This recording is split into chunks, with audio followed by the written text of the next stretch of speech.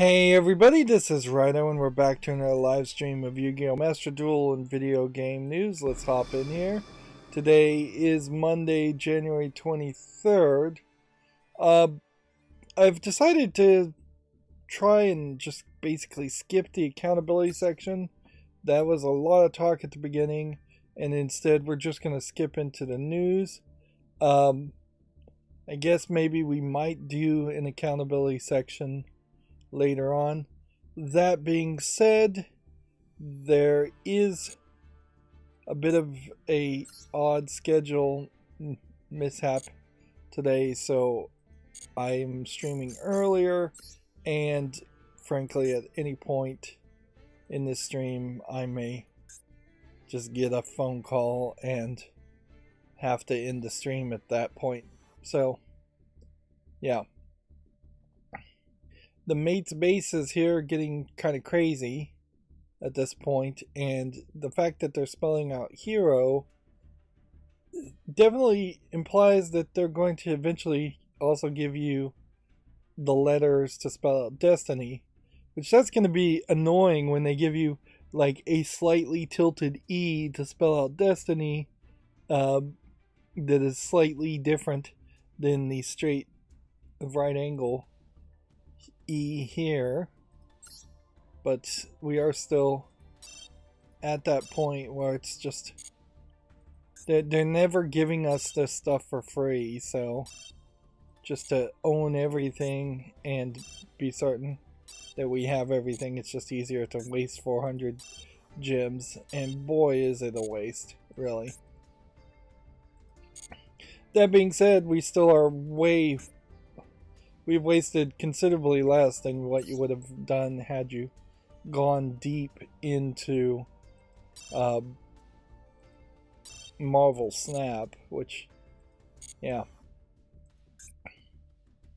The problem with Marvel Snap is that the way it's going to dry up and just stop being interesting to play is going to be really slowly implemented, and it's going to be a matter of each person's personal tolerance for playing the exact same games over and over again and just never unlocking the new cards that are the top tier cards, or even seeing those cards. Like, inherently, for as much as I have played Marvel Snap, I should have seen all the cards in the game, and I just haven't. There is a top 10% or so of cards that I just don't think much of anybody actually owns.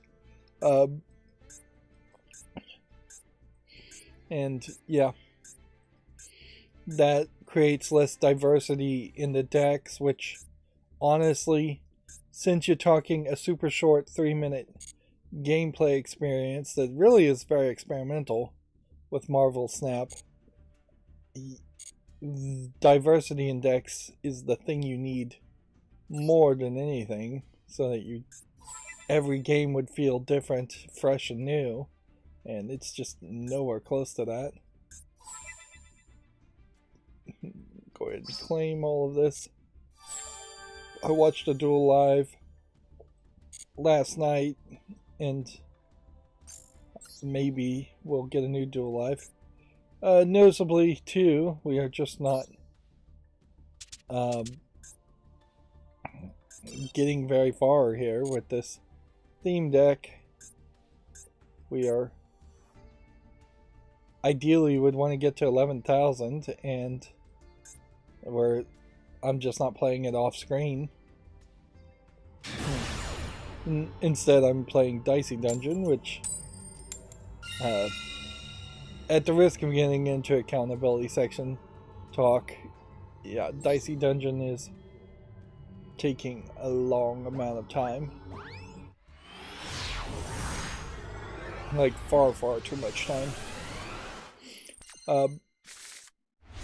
I guess one of the things about the accountability section too is that it was my like 1 hour warm up to ramble before I start covering the news. But maybe I should just cover the news and warm up that way. We should at least experiment with that.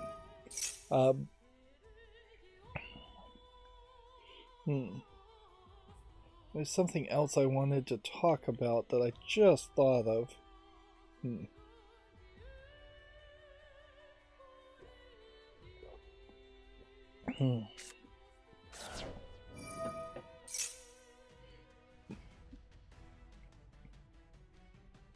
Well, let's start going through the news then very quickly. Also, when we get to the Steam games, the blur, I changed how that works, so hopefully the blur will work this time, so I need to experiment with that too. But yeah. Video Games Chronicle says the Obsidian boss, Fergus Urquhart, would love to make another Fallout. Which, I guess the question at this point is, Obsidian owned by Microsoft? Yes, it is. So, Obsidian is owned by Microsoft, and ZeniMax is owned by Microsoft at this point. I really would like somebody to go backwards and explain to me how it was so easy for Microsoft to acquire ZeniMax, and yet it seems like there's so much more of a struggle and just a longer process to acquire Activision Blizzard. I guess maybe ZeniMax was a publicly traded company. Or no, ZeniMax may have been a privately traded company, or just a smaller company, or Microsoft was just considered a small fry at that time, or a smaller player in at least video games. Any of those could be the case. I wouldn't be surprised if we do start to see situations where it is fairly standard for companies to vote to go private, so then that they can be acquired without the government having any oversight over that. Although I'm not sure if that really changes the government's influence, really. I don't know if there is a major legal argument to be made to say, well, this company is not actually publicly traded, therefore the United States government has no public interest. If anything, increasingly, the way of thinking and the arguments that are being made legally are that the United States has public interest to protect the employees, which it is somewhat strange days at any point when the United States, or any capitalist country really, starts to actually care about its employees.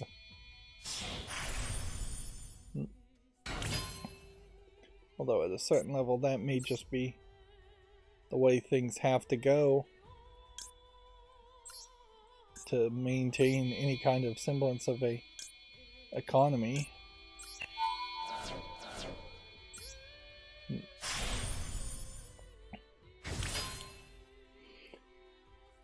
If a new Fallout Vegas game was made, that would be interesting, but I don't know if that would really change too much. Let's see.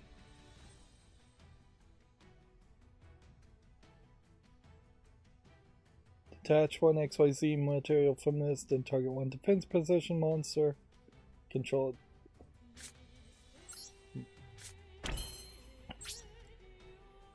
Just end the turn there.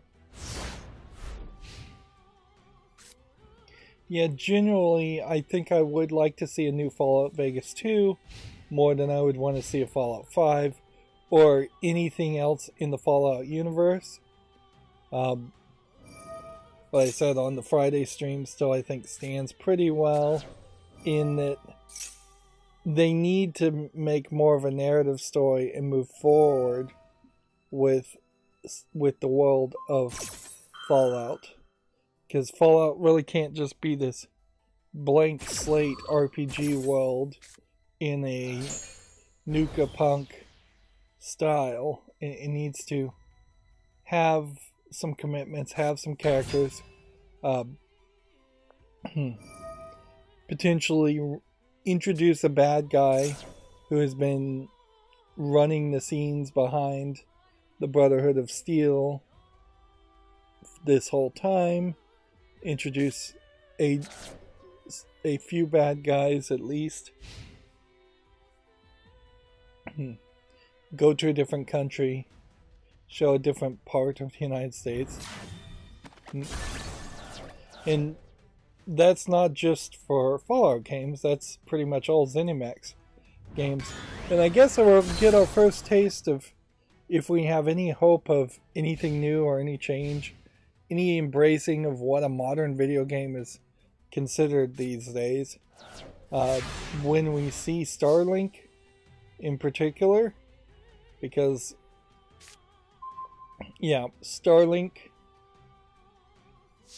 while we want it to be somewhat open world and somewhat RPG-ish, it kind of needs a main story.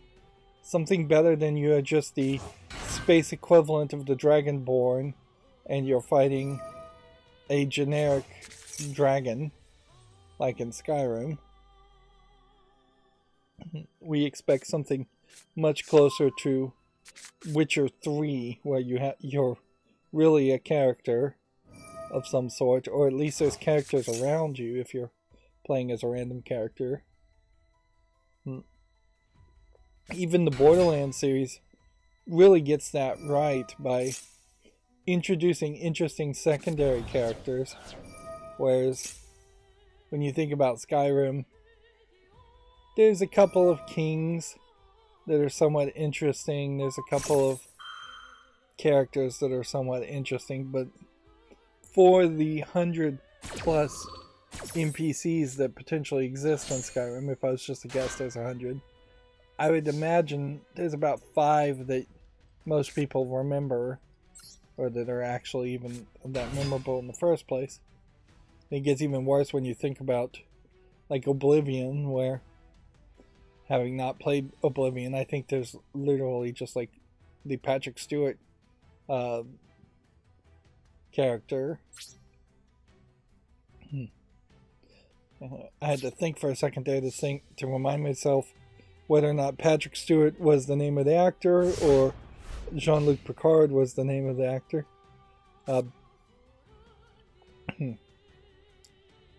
Moving on. Oh yeah, the other thing I wanted to mention is my YouTube Shorts. Massive amount of views yesterday. Just massive. One of the YouTube Shorts that came out got 500 views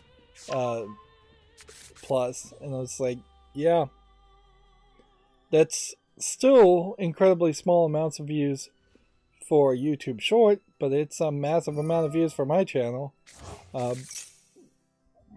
That certainly explains somewhat as to why they want you to have thousands, if not tens of thousands of views before you could get monetized from YouTube Shorts, because the system seems very, very different.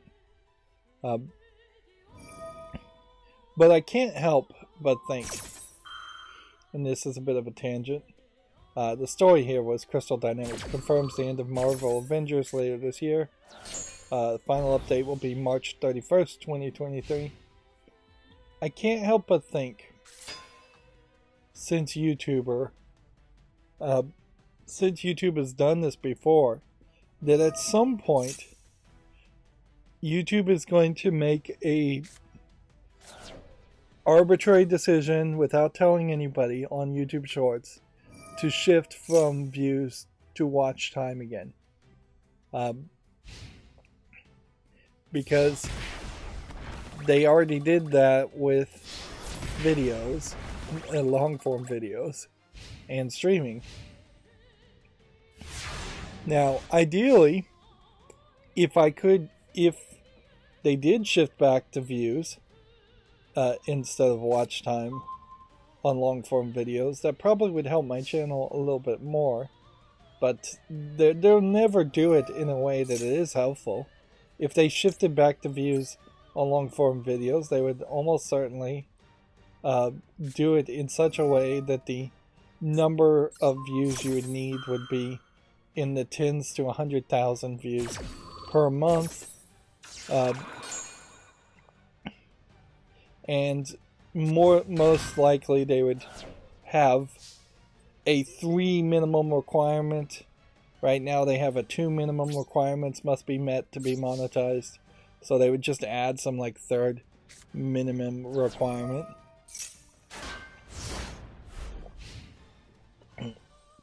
At some point, if YouTube could establish itself as a place that was more about interaction, you could see them adding a third minimum requirement as far as just how many comments you would get, or how many likes, thumbs ups, things like that you would get. And at some point, it'd probably be a better platform if there was a little bit more encouraging of interaction, but that would not inherently be good interactions.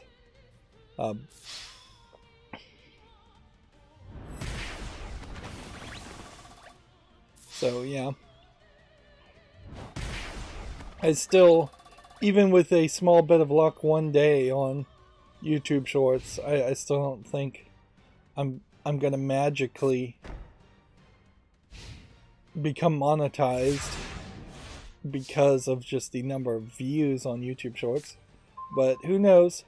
Meanwhile, I am getting large amounts of subscribers.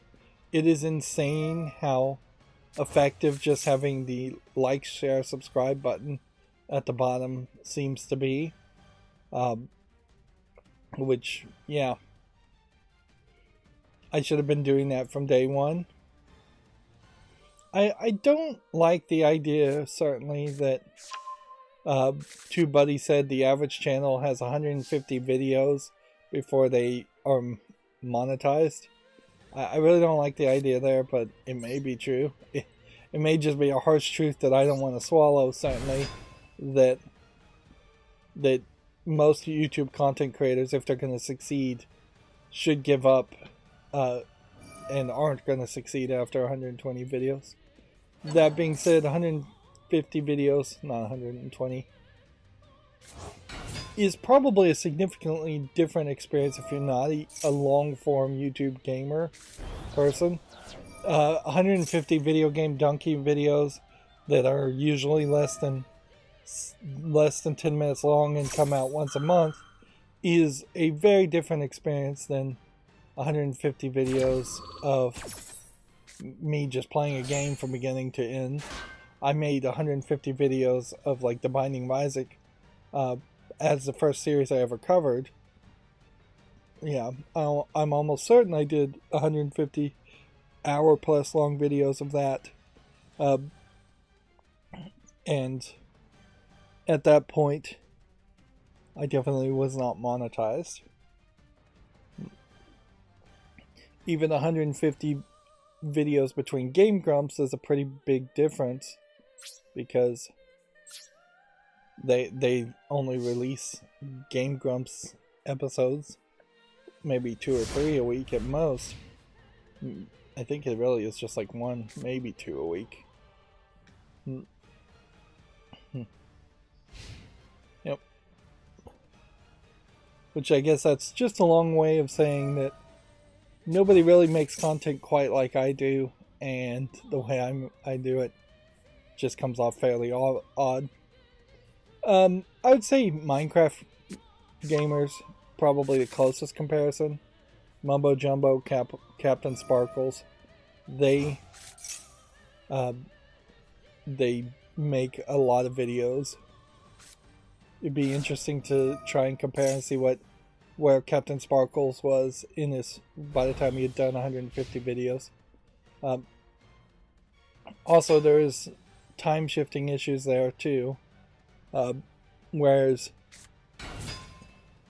if you looked at all the channels that managed to get monetized that started at the beginning of 2022 and were monetized by the end of the 2022, the kind of content they would make and the experience they would have is probably way different than somebody like PewDiePie or Captain Sparkle, some of the early adopters who are on YouTube, who potentially were given special contracts and special offers to be invited into the YouTube Partner Program, or made content for 4 or 5 years for free on YouTube before there was even any kind of revenue sharing. And that's just yet another example of a slow game. Way too slow of a game to end up obtaining only 50 medals. Yeah. It's no wonder that I don't want to play this game as much as I really should, when you have to spend just a ridiculous amount of time watching the other player play or playing yourself. 10 minutes per game. Now, I wouldn't really want to get to Marvel Snap where they're trying to average 3 minutes per game, but you could probably get down to 5, 6, 7 minutes. Although inherently, even if it was a 10-minute per game experience, which is, the length isn't that terrible, if it would just properly reward you, particularly in these themed events, I should be getting 250 every time I'm defeated, not 50, and then contrast that with 500 every time I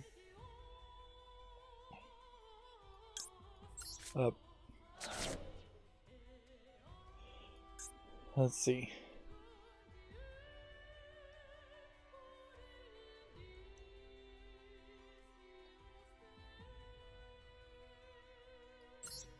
This will make it World Legacy token.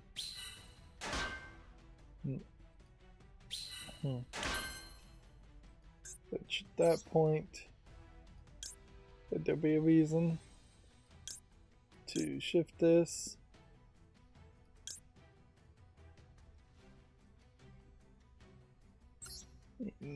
Probably not a huge reason.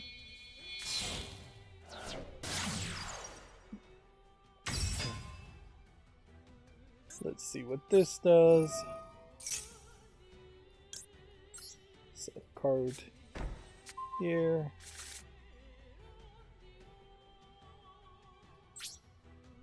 In the turn. Moving on with news, Video Games Chronicle says Phil Spencer tells Xbox employees layoffs were, quote, painful as part of the Microsoft-wide cuts. Staff at Bethesda, 343, and marketing lost their jobs this week.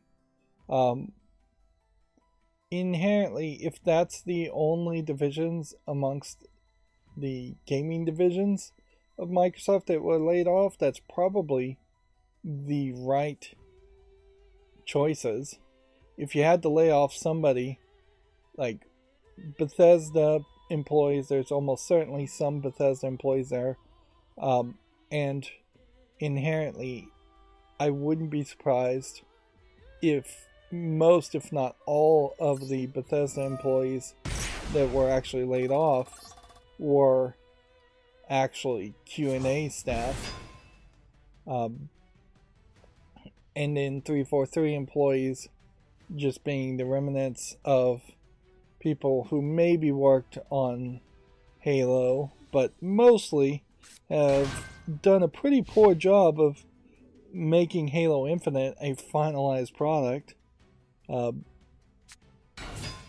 So you never know if the right people are being laid off, if there's such a thing as the right person to be laid off. They could be laying off totally the wrong employees at 343, the ones that said this game was not ready to be put out and were pushing for more development and more polish. That is equally possible. And I mean, at a certain point, yes, you can be cynical and say, yes, he's just saying that and playing lip service, and we know that too, but it can also be true. You can take it in a non-cynical way and say, yeah, it probably is a little bit painful. I don't think Phil Spencer is just a mustache twirling villain that would love to lay off people that much without feeling some emotion to it. But the problem with capitalism is that the corporation of Microsoft, and like all corporations, are faceless, soulless, mustache twirling villains that absolutely would want to lay off everybody, and they are that way in part because you have the combined greediness of every shareholder steering the ship of every publicly owned company to the point where they hire the most greedy person, the most immoral person they can find to be CEOs to make those decisions.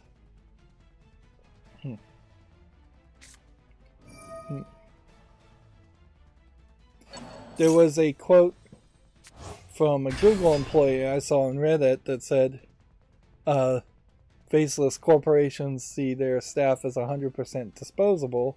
I was like, alright, well, that is basically Google's staff feeling the exact same experience that every single person who has tried to make a YouTube channel or tried to do anything with Google has felt for years upon years. YouTube basically thinks all of its content creators, at least some percentage of them, or the vast majority of them, are 100% disposable, and YouTube is definitely a faceless corporation, if there ever was one.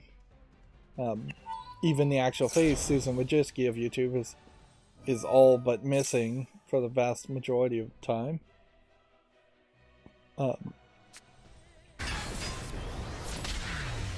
But even if you're just using Google search or using Gmail, like, at some point, those customers, if Google doesn't see a profit in it, if Alphabet doesn't see a profit in it, they will more than likely stop those services at some point in the future, or severely change those services. We've seen them shut down so many things, Stadia, for instance, being the most recent one, but so many other services. There's a whole website around it. Moving on, Video Games Chronicle says 343 reaffirms the commitment to future Halo content following job cuts. The studio says it will continue to work on epic stories, multiplayer, and more. Okay. I mean, they really don't have anything else they could say. It would be funny, certainly, for 343 to say, nope, we're just shuttering the whole business and shutting it down.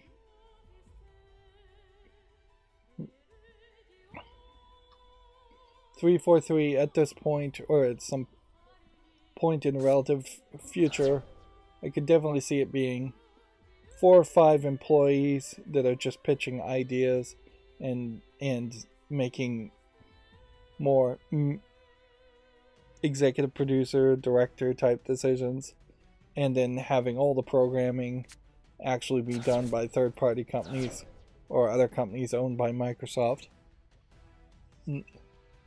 Microsoft at some point has to do some kind of reorg to just put all of its game divisions under like one structure, because it is such an incredible fallacy to assume that the way they're managing the business at 343 is exactly as good as the way they're managing the business at ZeniMax and Bethesda and Obsidian and Double Fine and just every other subsidiary.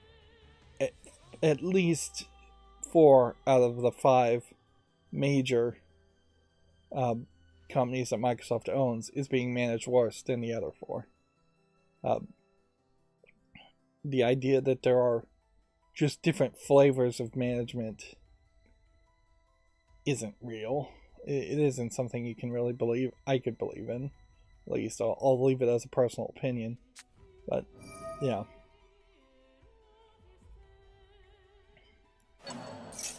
Moving on, Video Games Chronicle says Call of Duty Modern Warfare 2 will add hardcore mode next month. You would kind of feel like any difficulty mode would have been in the game originally. But I guess since they've made this a game as service, they can just add it with Season 2. Hardcore mode seemingly gets rid of the heads-up display. The Last of Us Part 1 sales rose more than 230% in the UK after the TV show debuted. Fire Emblem Engage takes the top spot, however, which this is a kind of great example of, I mean, you just gotta call it anti-Japanese game sentiment. You could definitely call it the Western world being xenophobic, or at least video game journalism's in the West being xenophobic and not talking about the top selling game, and instead talking about the thing that very possibly they are getting money to talk about, or at least getting some kind of influence or kickback by talking about The Last of Us, which is an old game, Part 1. Even the remake is not brand new. Which, yeah, regardless of what the reasoning, that kind of journalistic bias is why people don't trust video game journalists in general, is that it is just so blatant that they even have to admit it in their own sub-headline. The Last of Us HBO TV series episode 2 did come out, and it still seems like it is doing a decent job in staying somewhat with the story and not changing anything, so people do seem to be liking it pretty well.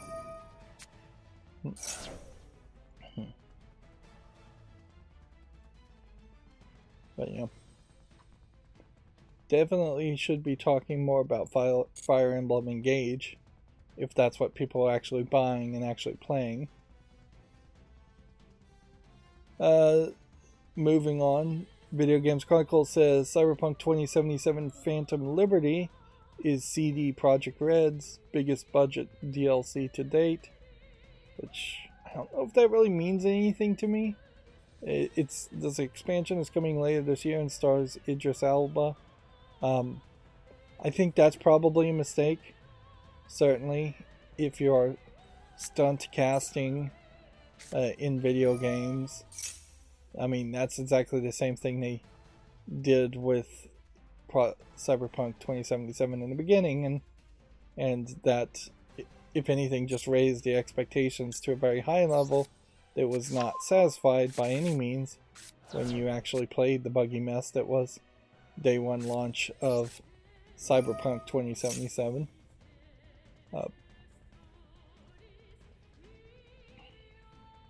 Noticeably, too, it has to be pointed out here, there seems to be nothing cyberpunk about this character, if this is Idris Elba's character. Like, I am not seeing a single line of anything cyberpunk being installed or spliced. If the idea, I guess, was that she was involved with an organization that is not, well, I want to say spliced, but that's probably the wrong term, then I guess that would kind of make sense, but that's really not the direction I would expect Cyberpunk to go. I would expect Cyberpunk is more of a world where everybody just sees it as natural to modify their bodies, and there is no hesitation around it or movement or against it.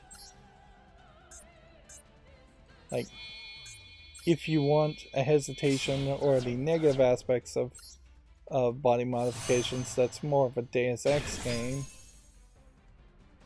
in my mind.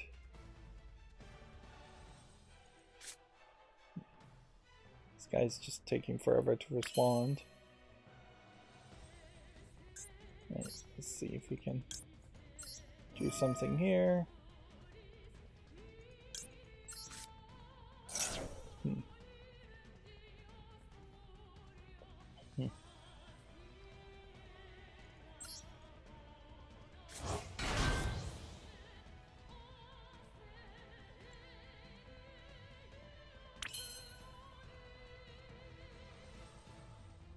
Let's see. And it's really, really unlikely I'd be able to do anything else.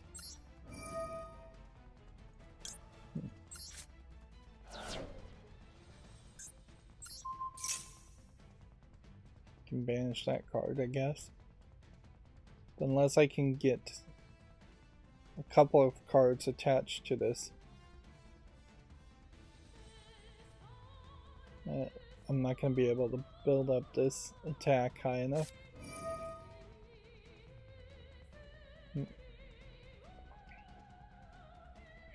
See, he's just playing a generic Blue Eyes White Dragon deck here that doesn't really have anything to do with the current themes that they're trying to promote. Which just highlights that the current themes they're trying to promote only possibly are playable if there were just incredibly higher limitations on what could actually be played.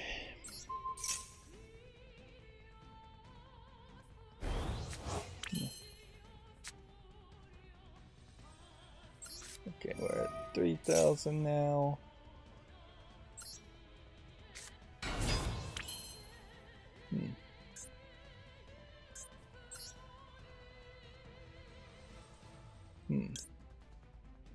Two level 4 monsters. Guess we'll take these.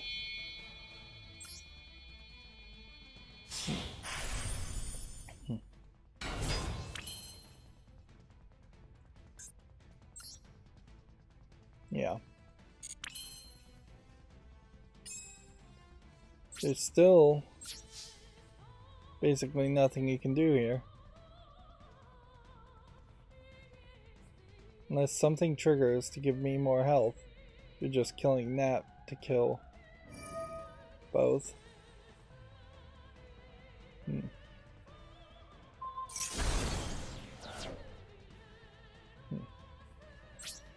I've just lost, so whatever. Move on. Moving on with the news. Video Games Chronicle says the Dead Space remake has an alternate ending, its trophies reveal. The original had one ending, suggesting new content has been added. The alternate ending, though, could certainly be something like you beat the game on New Game Plus, or you beat the game on hard mode and you get one tiny cutscene that does not actually change the narrative at all. Inherently, Dead Space remake has not shown us much of anything, so it's insane to expect anything new or particularly even different, and that really it is just a remaster being pretended and being sold as a remake. There is definitely a lot of room for changes there. The whole Scientology allegory certainly as far as a religious cult around the markers. That aspect could get completely removed or changed in such a way, or emphasized a lot better over the course of the 3 Dead Space games. That the whole religion aspect doesn't really work great because they don't like have a end point for it. It gets thrown out basically as a red herring in the first game, and then basically ignored in the second game, and taken in a weird direction in the third game. But part of the problem there too is you can't really have a government conspiracy and a religious conspiracy all at the same time in the Dead Space series. So if they're going to go with the religious aspect as the thing that is pushing the markers to be found, to be rebuilt, that's fine. If they're going to go with the government being the people in charge of that, that'd be fine. They could certainly have made it more of a cult instead of a very open public religion.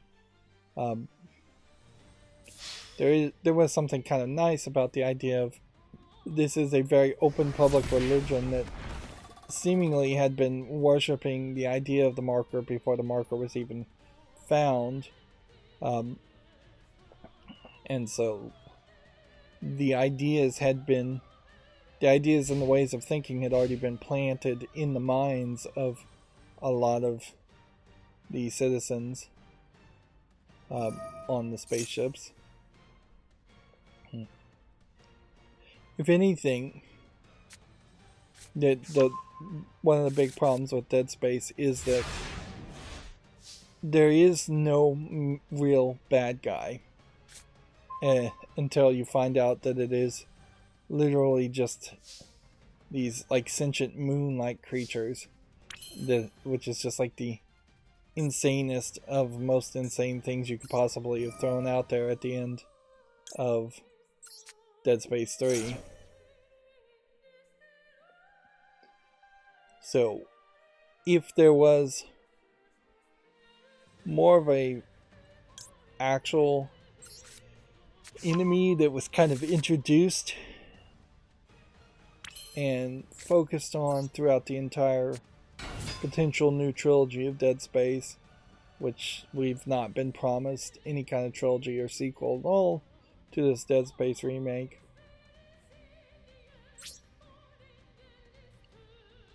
And if anything, I guess they're probably going in the wrong direction, even doing a remake when they really should just be making a Dead Space 4 and doing a soft reboot.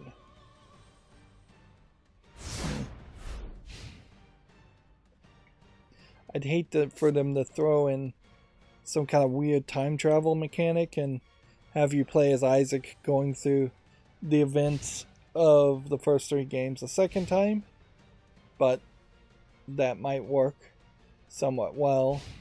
Or if you said all the events of the first 3 games were actually just hallucinations happening in the mind of Isaac, that would be asking quite a bit too.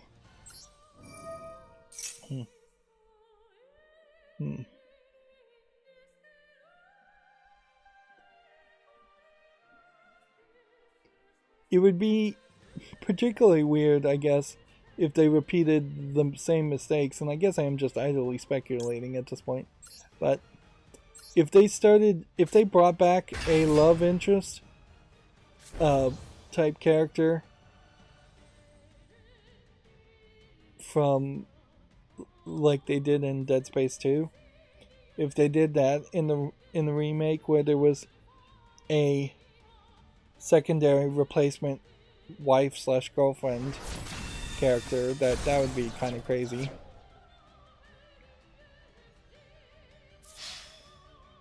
Generally, to wrap up here though, my main problem still with the Dead Space remake is that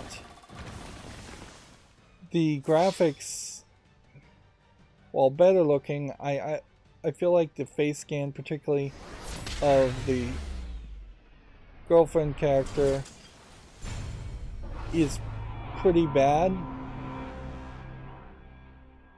And they needed to get that right because you're going to see the girlfriend in the game more than anything. Yeah. Even if that, like, one doctor who experimented and made the regenerators, I think is what they were called, almost invincible ones. Yeah, this face model is the thing that concerns me the most so far, is that you're just going to be looking at what looks pretty awful, makes the love interest in the first game look like an old mother in her 50s, when really she should be more of a tragic in her 30s young girlfriend. Isaac himself doesn't even have to look that good because you're in the helmet the whole time. And I am just getting nowhere in this game. I've got to experiment with something here. Let's see. I don't think you get anything if you surrender. That's the problem. If I could play for 3 minutes and then surrender each time, I would just do that. In fact, I would just automate the whole process to do that. But you have to play non-stop here. And it would be slightly cheating to automate the process to just, just in the turn each time. I could potentially put a clicker here that would just click, click, click.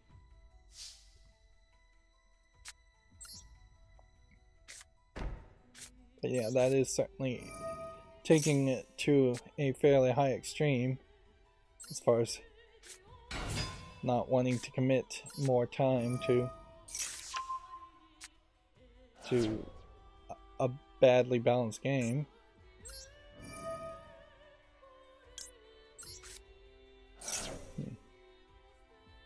I think these guys are probably a best bet.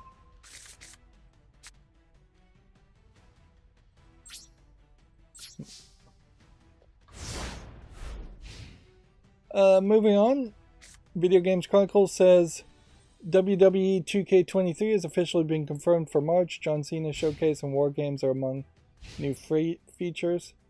I wonder what War Games is as a feature.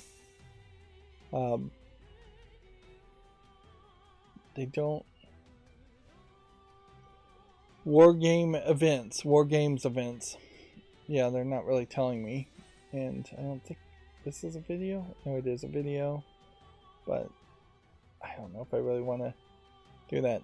A lot of, like, My Faction card DLC nonsense, I suspect. You know what? That's a thought. If they can do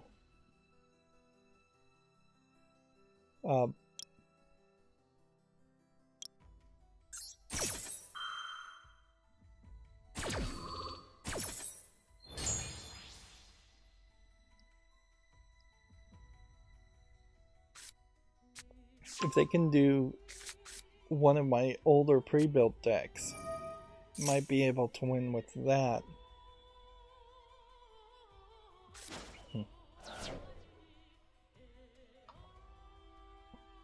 Let's see. It looks like Sega is teasing a new Cosmic Smash game.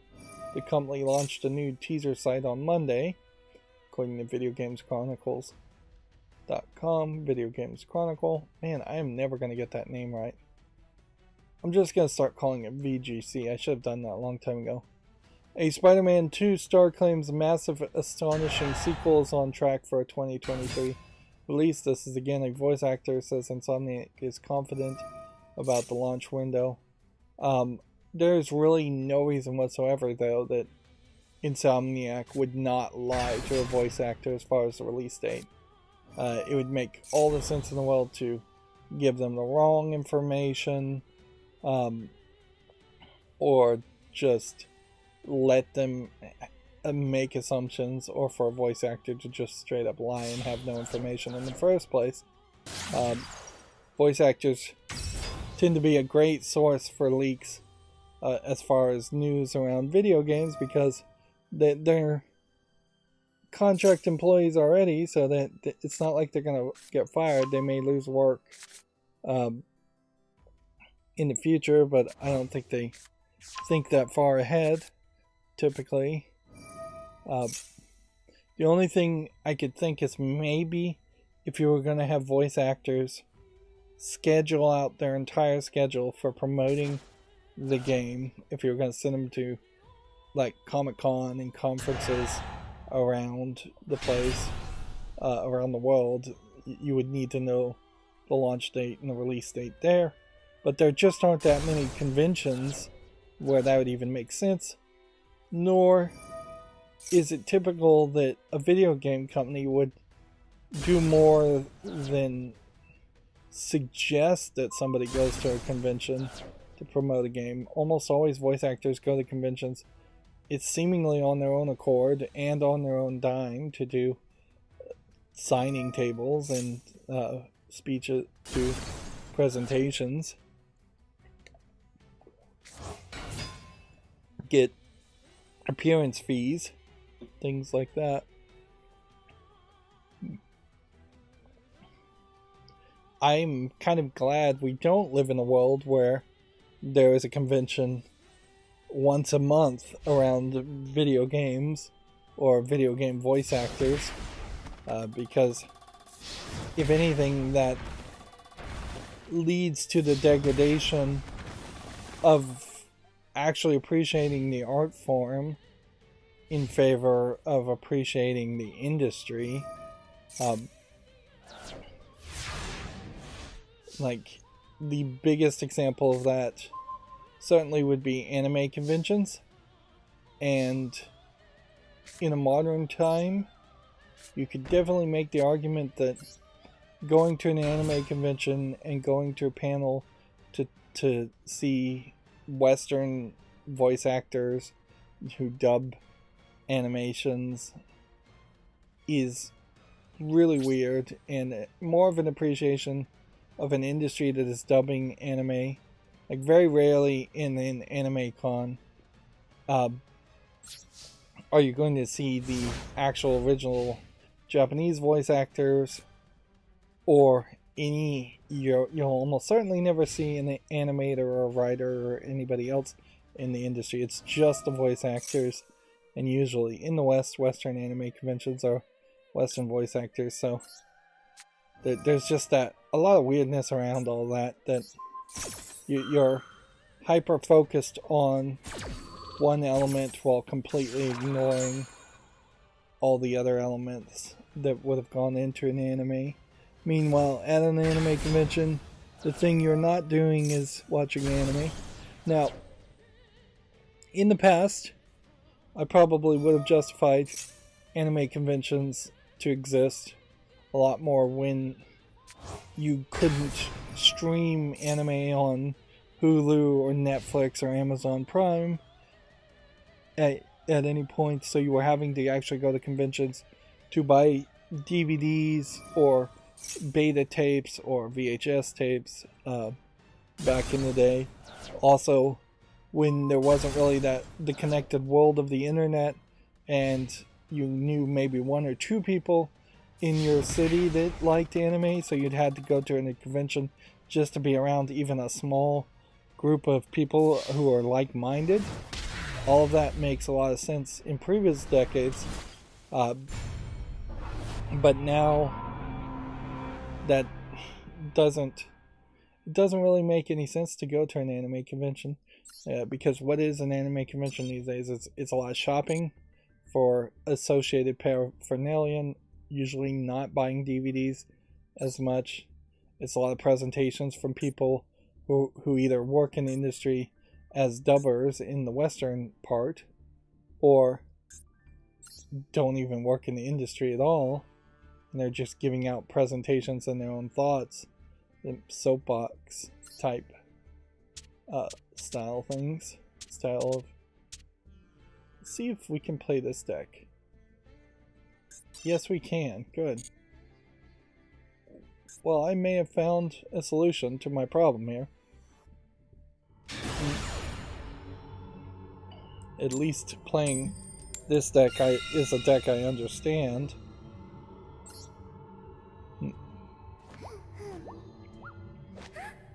And when you shift away from anime conventions to like comic book conventions, you basically aren't seeing any. You aren't really buying or looking at comics that much at most at Comic-Con in particular. Comic-Con has laughably become all about just announcements for Marvel movies and maybe DC movies in part. Look at that. One free victory already. Very possibly because I'm just in a different pool of competitors based on the deck I selected. It does feel like it may work that way, even though that would be crazy.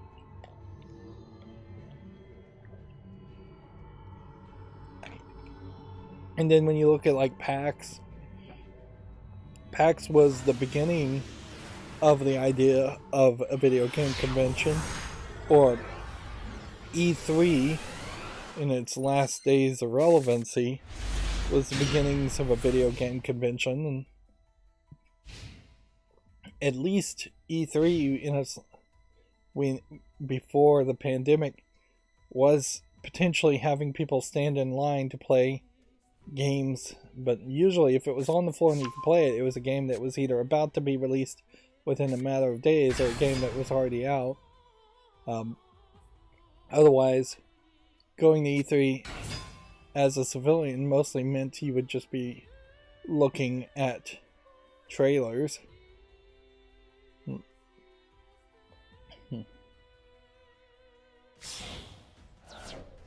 So I guess that was a bit of a side rant, though, to generally say I'm glad we never got into major worship of the industry in that fashion as far as video game development and voice actors in particular. Although maybe a little bit more worship of the current voice actors would stop it being quite a big deal. It would make it too controversial to replace a voice actor with just a regular actor. Like Patrick Stewart is almost an exception to the rule, because I think he is probably much more of a theatrical voice actor than he is even a TV face actor. He just got lucky with Star Trek, and he did a couple of movies and some other things, but mostly he's just known for Star Trek. And so I think Patrick Stewart probably was a decent voice actor to pick for video games. But once we started getting into this face scan technology, more and more it seems like people who have no business to try to be voice actors in video games are becoming voice actors in video games. That all being said, there is a aspect of game development and the industry that is overly worshipped in some aspects. We definitely have too many instances of big name people getting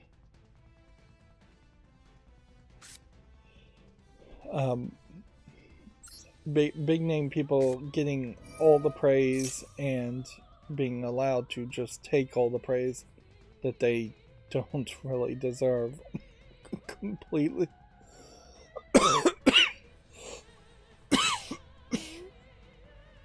People like Todd Howard. I'd also say Ken Levine is probably one. Gabe Newell definitely is one. Phil Spencer, Reggie Fils-Aimé, like Shigeru Miyamoto is a great example of somebody who undoubtedly... Oh man, I think I may have made a mistake here. Let's do no.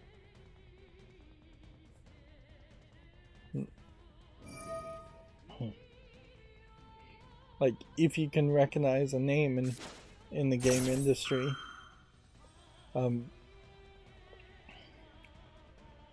then they more than likely have taken too much credit for what has been done.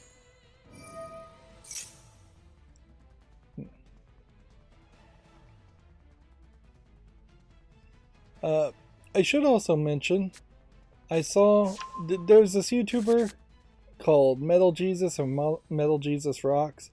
He is like friends with the people who made the original Sierra games, and talks about those kinds of older text-based Sierra adventure games or point-and-click adventure games. And he reviewed what I was surprised to find out was actually a new game called Colossal Cave. Or at least that's how he described it. Is that Colossal Cave is a new game in that vein that is inspired by a very old text-based game called Colossal Cave that inspired the people in charge of Sierra. I forget her name, and her husband made them.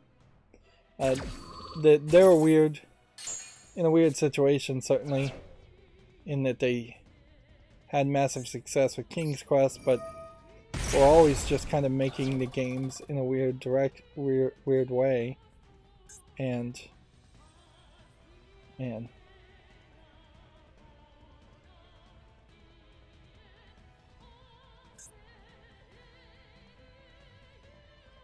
2000, destroy all other cards on the field.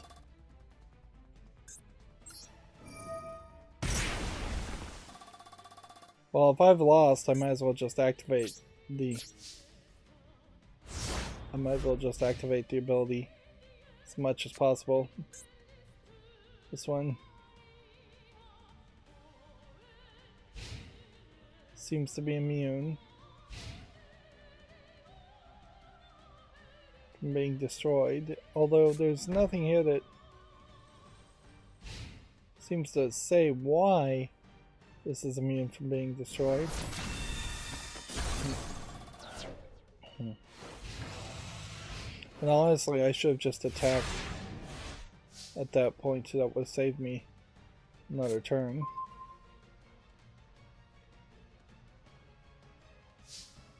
At the very least here, even if I'm not going to win, I'm moving through it forward faster.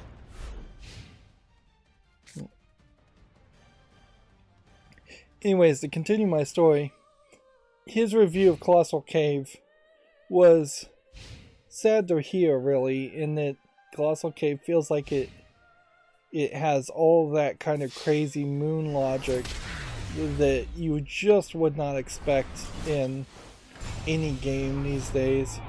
The kind of crazy moon logic that was in the worst of the adventure games and the point-and-click adventure games. Things that drive everybody crazy who plays them, and that there's just like no way you would have ever thought of things. A lot of just having to try every single item on every single item, or dropping every single item, which is kind of weird in an adventure game to drop items.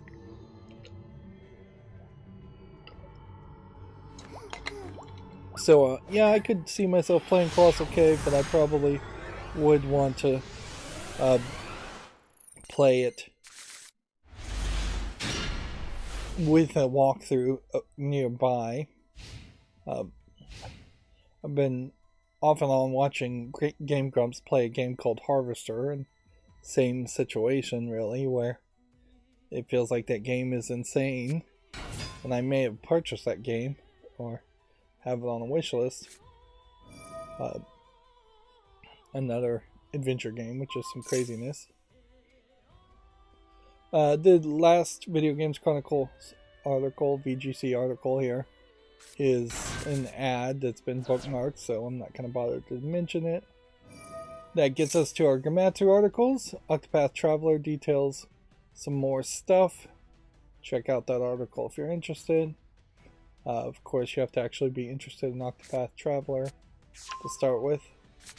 This doesn't look terrible for what it is, but it is definitely pixely and does just look like it's trying to be in the vein of a Final Fantasy 1, 2, or 3 game.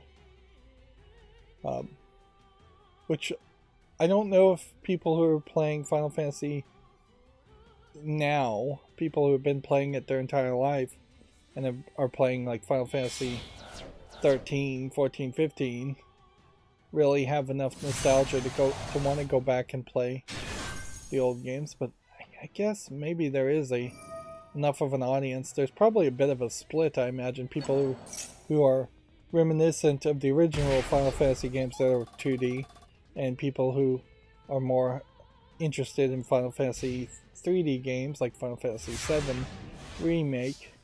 And there might be some overlap in audience there, but I wouldn't be surprised if there's not as much of a overlap as I would have thought. Special summon this, tossing this, and tossing this. Do this.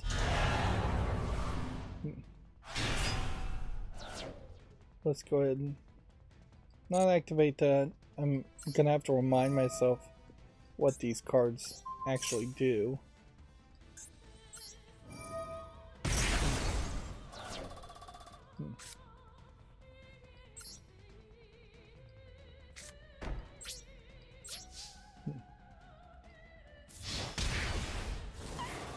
Yeah, I was thinking that card would give this a second attack, but it didn't, so okay. So yeah, I have no idea what those lower forms of these ritual summon characters actually do. Moving on, Gematsu says Grand Blue Fantasy Relink has its second trailer and gameplay and details. Check that out, I guess, if you're interested. You can see there's a shift here, certainly too, when you look at like Grand Blue Fantasy, in that you can do a lot higher detail flat 2D images or 3D images that have been flattened to look like 2D images and then have 3D models. Let's see.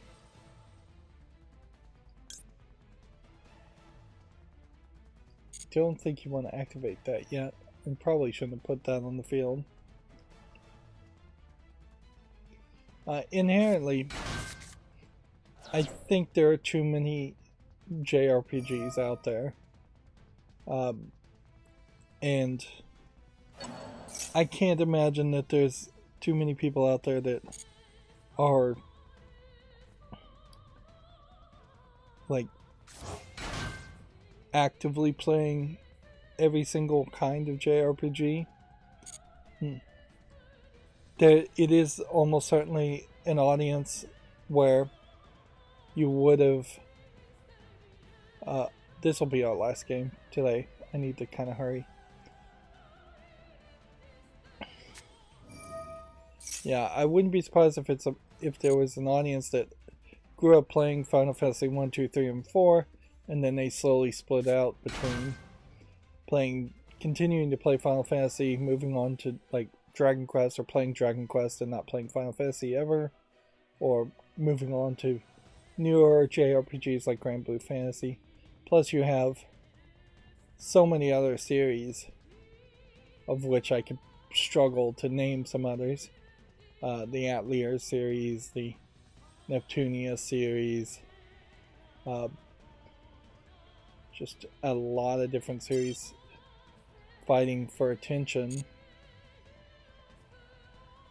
And this was talking about Grand Blue Fantasy Versus Rising, which is a different game, being announced for the PS5, PS4, and PC, due out in 2023. So 2 Grand Blue Fantasies. And then a Grand Blue Fantasy final update launches, or Grand Blue Fantasy Versus final update launches January 24th, which is to say that they are not going to put any more updates into this fighting game. And I guess Grand Blue Fantasy Versus is a fighting series, which at least that's something different, to have a fighting series and a JRPG series. I think Grand Blue Fantasy also has a JRPG series, otherwise I'm not even paying enough attention.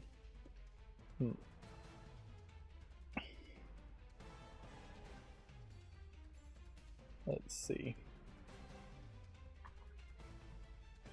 A game called Various Day Life is coming to iOS and Android on January 23rd. It's a daily life and adventure RPG returning to smartphones. I guess it was on Apple Arcade in 2019. Okay. And so that might be a bit of an indication that at the very least there's a saturation point of what you can actually sell through Apple Arcade, which I imagine the numbers are pretty low through Apple Arcade. You're not going to get anywhere as high the numbers just selling on the iOS or Android. And even there, your sales are probably really still in the trash bin compared to selling on consoles and PC. Gamatsu has this week's Japanese game releases. So we have Disgaea, Iridium Chronicle, Forspoken.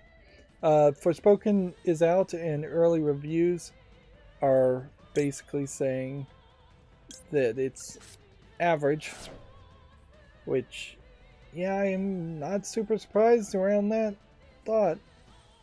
How could Forspoken be anything other than average when they never really showed us anything about it?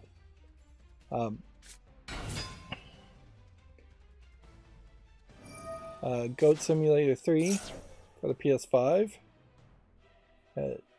is launching in Japan. Hero Kiss, Shin-Chan game for the PS4, Story of Seasons for the Switch, Summertime Rendering Another Horizon, Summertime Rendering based on an anime series, and then Shredder's Revenge for the PS5. Then we have a decent list of digital-only releases in Japan, which, when I look at these numbers, I feel like this is probably an indication that we are starting to get back in business in Japan as far as game releases, which is funny because the Lunar New Year seemingly was being celebrated like yesterday. So I don't know if this is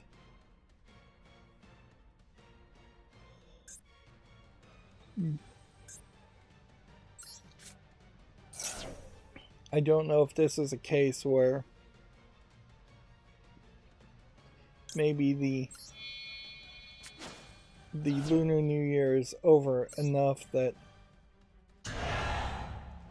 they are selling things, or possibly they are selling things because it's the new Lunar New Year.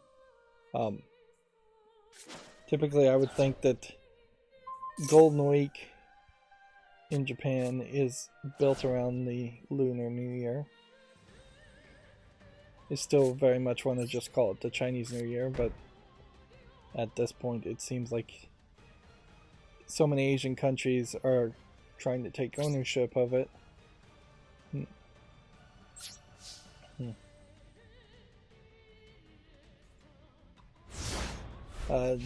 We didn't have a Lunar New Year sale this year on Steam because it was happening just too close to everything else, to the winter sale.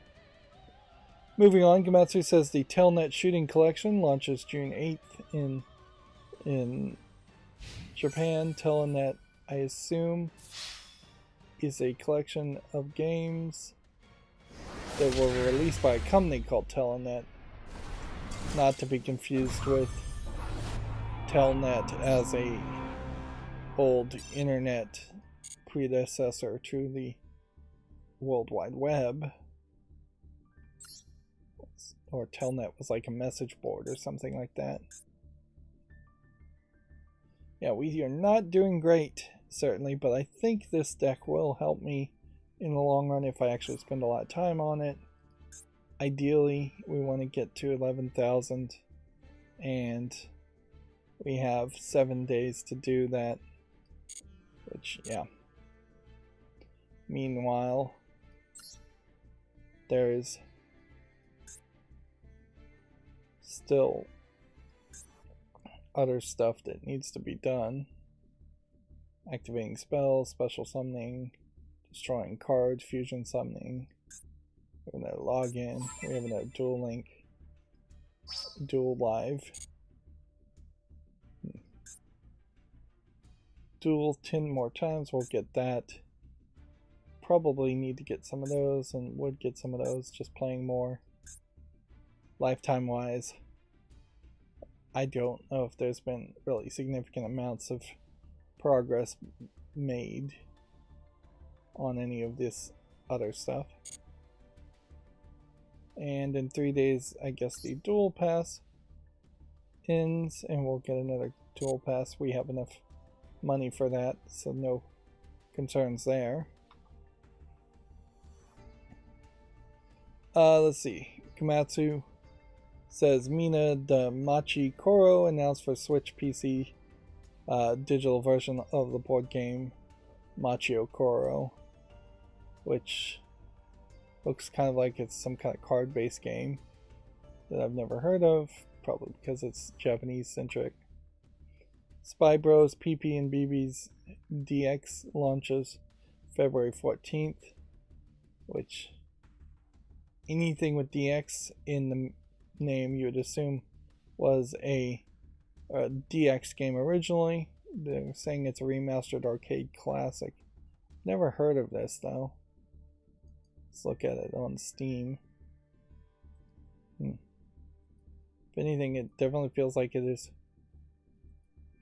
aping the Mario Brothers with the characters, but I would say it looks more like something like Elevator Action or any number of other kinds of platforming games, arcade games. The one thing I would say is it doesn't look particularly interesting, though. This guy has yet another trailer. Check that out if you're interested. We already talked about WWE 2K23 being released on everything here on March 17th. Something is missing here. Switch. Not being released on Switch. Spellforce Conquest of EO launches February 3rd. Priced apparently at $30. Trek to Yomi is coming to the Switch on January 30th. Which is currently available for PlayStation, Xbox, and PC. Which, even in this case, Gamatsu is just saying PlayStation and Xbox. Instead of giving the full list. Again, we could look at this on Steam and find yet another game that for some insane reason is not on the wish list when it should be. I really have no way of filling in those gaps too, as far as my system needed to have been rock solid as far as looking at every single game that comes out, putting it on the fall list, or immediately putting it on the wish list, then going through the fall list and putting the good games on the wish list from that point. But when I find a AAA game, or at least a highly advertised game, something that has a pretty high amount of relevancy, I should be able to. It should either be on the follow list or the wish list at this point, and there just still seems to be a bunch that I miss, particularly the more publicized it is. It's almost like the list that I'm looking and getting games from, that my macro pulls games from, excludes games that are not Steam Direct games and that may actually be published by big publishers. But there's no reason that that would be the case. Life is Strange 2 is coming to the Switch on February 2nd. I find this a little surprising because you'd think that Dueled and Square Enix would have just kind of given up on Life is Strange 2. But I guess their hope is just to milk it for as much money as possible. I doubt Life is Strange 2 is that difficult to port to the Switch.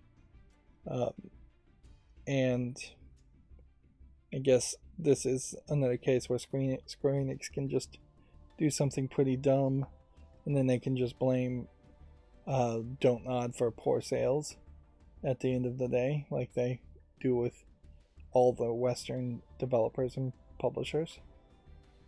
And then Sega launches the C Smash VRS countdown website, Cosmic Smash Revival. Alright, well, so now I'm going to try, because we're going to start looking at the games, the new Blur. So I should be able to just hit a button key combination, and that should have triggered a macro. There we go. To enable the visibility of a lot of things and disable the visibility of a lot of things. So I was having a real hard time to get this to work. Maybe I shouldn't capture the mouse cursor, but I am. Where this would flash Yu-Gi-Oh! Master Duel and sometimes crash and show Yu-Gi-Oh! Master Duel. Even now it does kind of seem like for a brief second it is showing the background, which maybe I can change that so it doesn't, so the background is disabled as far as visibility anyways. Seems like there's just like a blending mode aspect to it. But yeah, we've got a blur here where me drawing with the mouse may make a blackness appear, black dot appear, and so that kind of flickering probably isn't useful. And it would be I think close to impossible to capture the mouse exclusively and not blur the mouse with the way I'm doing things here. It also turns off the section in the top right of showing Yu-Gi-Oh! Master Duel, just to say we're done with that, and then we just have the text scroll. Now this text scroll, I probably need to do some better calculations to make this look smoother, because this seems to me to be fairly herky-jerky as far as the text scroll, because I'm resizing it and stretching it out. And so if I could do better, like double the size and then crop it instead of doing like 1.5 the size and having to make my GPU do calculations, that's probably better, and would just make it look smoother. The text scroll though, the ticker at the top, never really looked super smooth. It doesn't even look super smooth in when I'm looking at the original versions of it. So I guess the question though is, do we start here like this, blurred, or do we start unblurred? I guess we probably start blurred, and then still run the risk of the half-second flashes, but at least I'm showing a little bit more. You can see on Steam pages, like, the blurring blurs, yes, but it probably doesn't do a good enough mosaic. Like, would you have been able to tell that said join our Discord from that? Absolutely not. Would you be able to get the general idea that this says encoded war and that you'd have like a pixelated desk here? You might be able to make out the desk, but not so much the text. Perhaps I could double the resolution and make the pixels a little bit smaller before I stretch the resolution. That might work. So there's definitely still some work to be done. This encoded war seems a lot like Papers, Please, so I'm going to give it a chance. One of the things I needed to have done over Steam over the weekend would have been to do more shorts updates, and also to make sure I'm scheduled enough videos. Demon Queen Melissa looks like one of these JRPG Maker games that implies there might be some nudity in it, but doesn't seem to actually have anything like that. It still very much is the case that a lot of these games may have some kind of nudity patch that's you just have to seek out to find, and honestly may only add 6 or 7 screens at most in a game that otherwise, as an RPG game, that might take 30 or 40 hours to play. We can kind of talk about the accountability section as we're looking at these games. This is kind of pretty, but is there really a game here? I'll give it a chance. One of the things that's really exhausting me with Dicey Dungeons is the fact that I'm about 50 or 60 hours into a game that really should... This doesn't support English. That's a shame, because it kind of looked like there might be an interesting idea here as far as a combination clay shooting, archery game, or just in general outdoor activity type game. Yeah, Dicey Dungeons is just way too long for no good reason. It's way too random. There is a great argument that they should have faked every single dice roll in the game and, give this a chance to, and then had more of a narrative experience. If they didn't really even need to fake all the dice rolls, as far as simply cheat, like that would have helped quite a bit. Should I make a YouTube short around what obviously is a Vampire Survivors clone? No, I don't think so. I don't think we should reward just stealing other people's ideas so blatantly, even though that is fairly prevalent in video games. But yeah,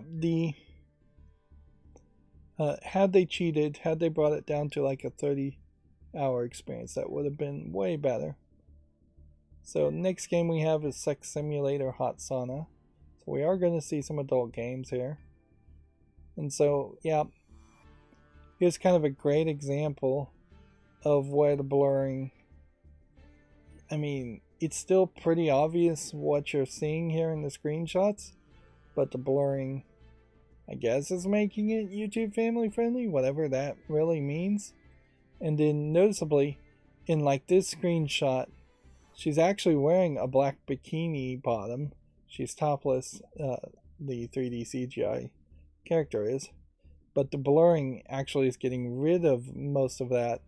And so it looks like you're seeing her being completely bottomless in that when she actually isn't. Which that has long since been known that the case, as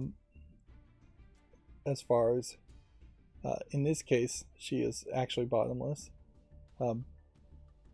This 3D model of a girl, which is, it's a different girl, I think. Yep, different girl, different hairstyle.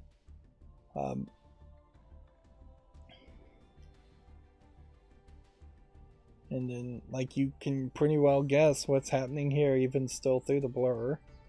So, the whole bubble porn here, in this case too, also, even with a blur, you can pretty well guess that this is a naked man, and a woman on top of him. So, like, you can pretty well guess what is going on right here, as far as genitalia being shown.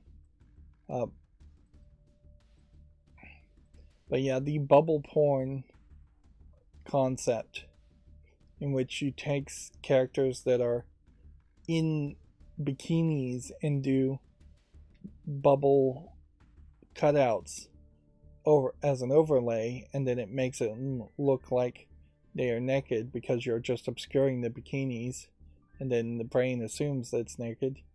That style of photoshopping has been around for a while. This game, Sex Simulator Hot Sauna, is $2.09. It's English only. It's another one of these. I hate to really even call it an asset flip, but that's really what it is. It is just 3D CGI model asset flips turned into a visual novel. Next game we have is called Caves of Lore, which I'll make a YouTube short around it, but I don't think I want to put it on the fall list. And then we have another adult game called Cuckold Life Simulator, which is slightly smoother 3D CG characters, but definitely feels like it's more of a joke game, insult game, than a real experience here. Like, inherently, I don't know if you really need to engage with a cuckold fetish in a fantasy, because I feel like you could already engage with that fairly mentally. And honestly, this feels like this is the exact same publisher that made all the gay troll games, and this does just feel like a troll game. They're selling Cuckold Life Simulator for $4.96. It's English with full audio and subtitles. I don't know if the 3D model of this male character is supposed to be somebody in particular. Maybe it's supposed to be an insult of that YouTuber guy or that streamer guy that got arrested recently. Maybe that's it, but yeah, it definitely doesn't feel like a game. At some level, if somebody really did want to go down that theme of cuckoldry as a fetish in an adult game and do it right, I'd be okay with that, certainly. Give this a follow. This looks like this might be a good horror game, but it's so hard to tell.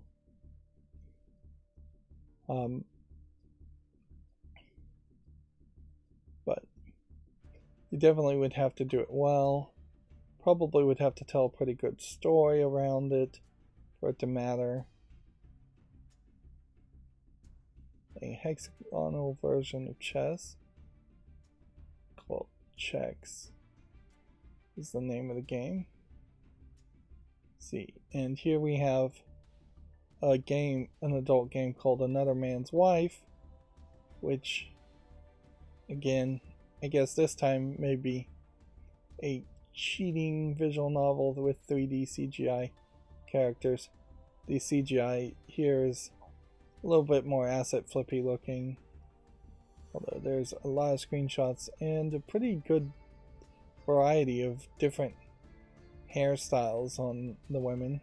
Body styles, on the other hand, though, is pretty much the exact same hip to breast size to waist ratio. Just one of those impossible hourglass ratios. This game is being sold as early access for $5.99. I think there is definitely an argument to not allowing adult games to be early access in particular.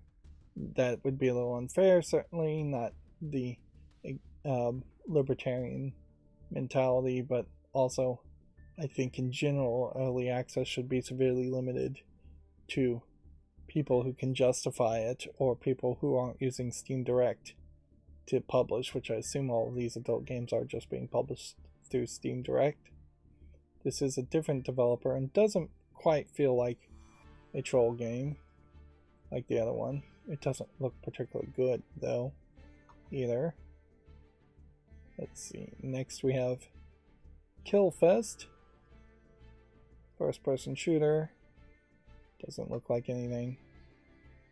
Vendetta Mafia Wars, I feel like this is a old game, but apparently it's being sold as early access and people aren't liking it.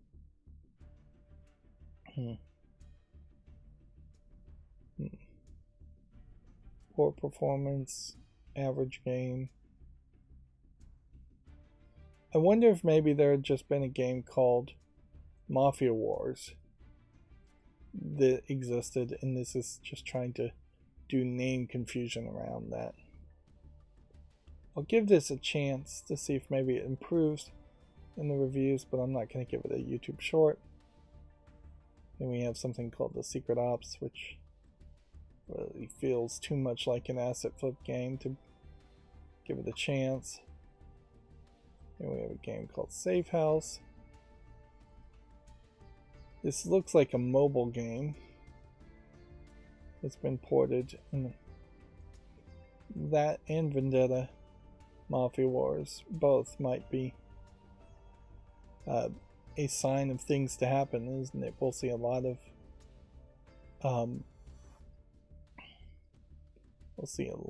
of mobile ports in the recent future.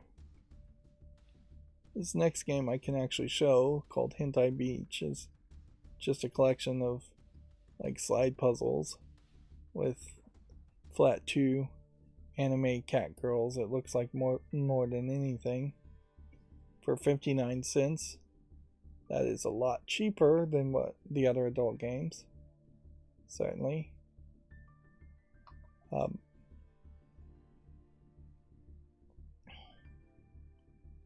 It's worth mentioning that we had only 2 adult games to talk about on Friday, and that seemed very weird that there would have been only 2 adult games released between the time we streamed on Wednesday to the time we streamed on Friday. We are now seeing a bit of a catch up in seeing adult games that came out over the weekend, but not that many.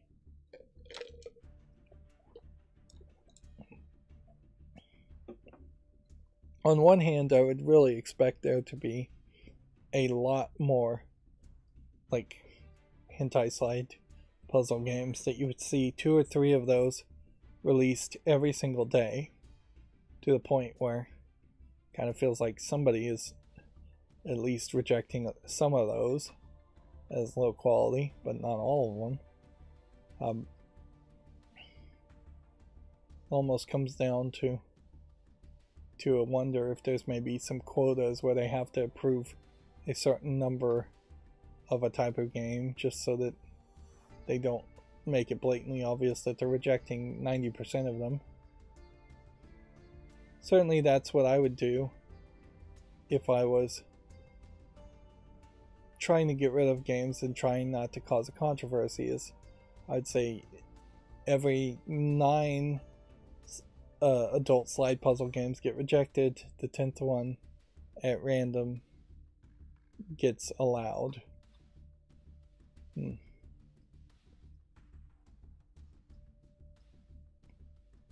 Just so it's not blatantly obvious. Meanwhile, as far as the non-adult games, it really is just the same old, a lot of nothing. On occasion, we are finding something good enough for a YouTube short, I guess, and that's about all I can say. And noticeably, maybe a lot of games today in general go through. We've only been really streaming for an hour and 41 minutes, which hasn't been that long, but I also needed to hurry up. I'm going to say no to Pip X just because I know there's been way too many of these games put out on Steam as far as pipe games.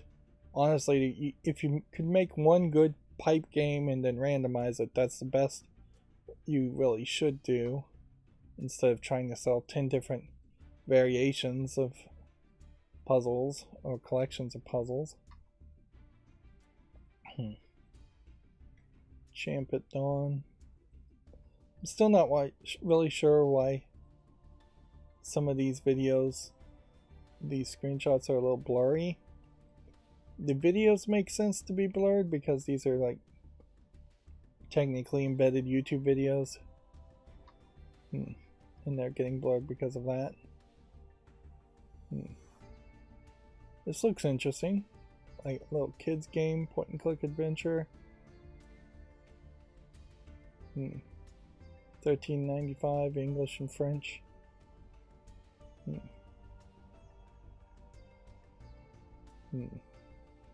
There is an interesting article I saw, or a headline I saw at least, that says across multiple countries they've found that as poverty increases and people have no savings, they're less likely to strike.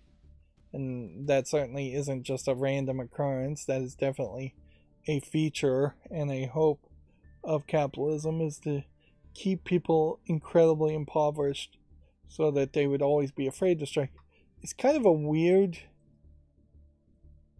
thought, certainly, like, because any good union that's an established union is already going to have a strike fund, and arguably when you look at like the Communication Workers of America helping create the Game Workers of America union as a spin-off, I would have to assume that part of that support is that they would have taken some of the strike funds from the CWA chapters to fund striking if necessary for the GWA potential members, if GWA actually becomes a union in that specific company.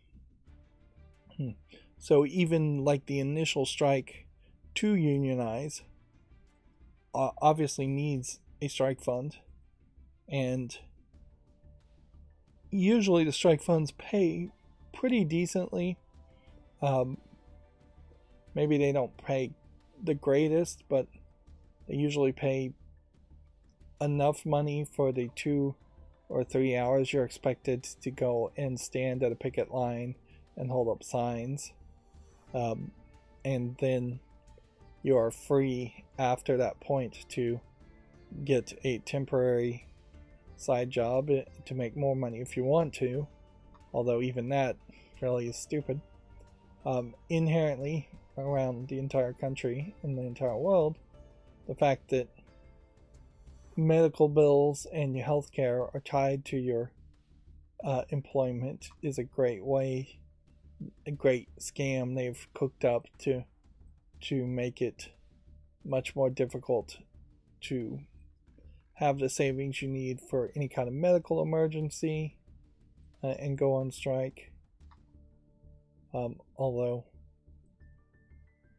even if a company was doing hardball, they tend not to manage to actually cut health care coverage if you're on strike. There's perhaps some small laws in some countries that would protect you from that. As always, pretty much any anti-strike, anti-union organizing thoughts are almost always based on misunderstandings that have been promoted by companies, propaganda, just straight up lies being put out there. There's a lot of this is disinformation there. It really is a hearts and minds effort when trying to unionize. Yep. Okay. So the next game we have here to actually talk about, since it's an adult game, is called Hidden Futanari Dick Girl. And what's interesting about this is it has this very shades of pink and purple, mostly purple art style. Purple outlines, white fill-ins. The actual game, though, looks like absolute garbage.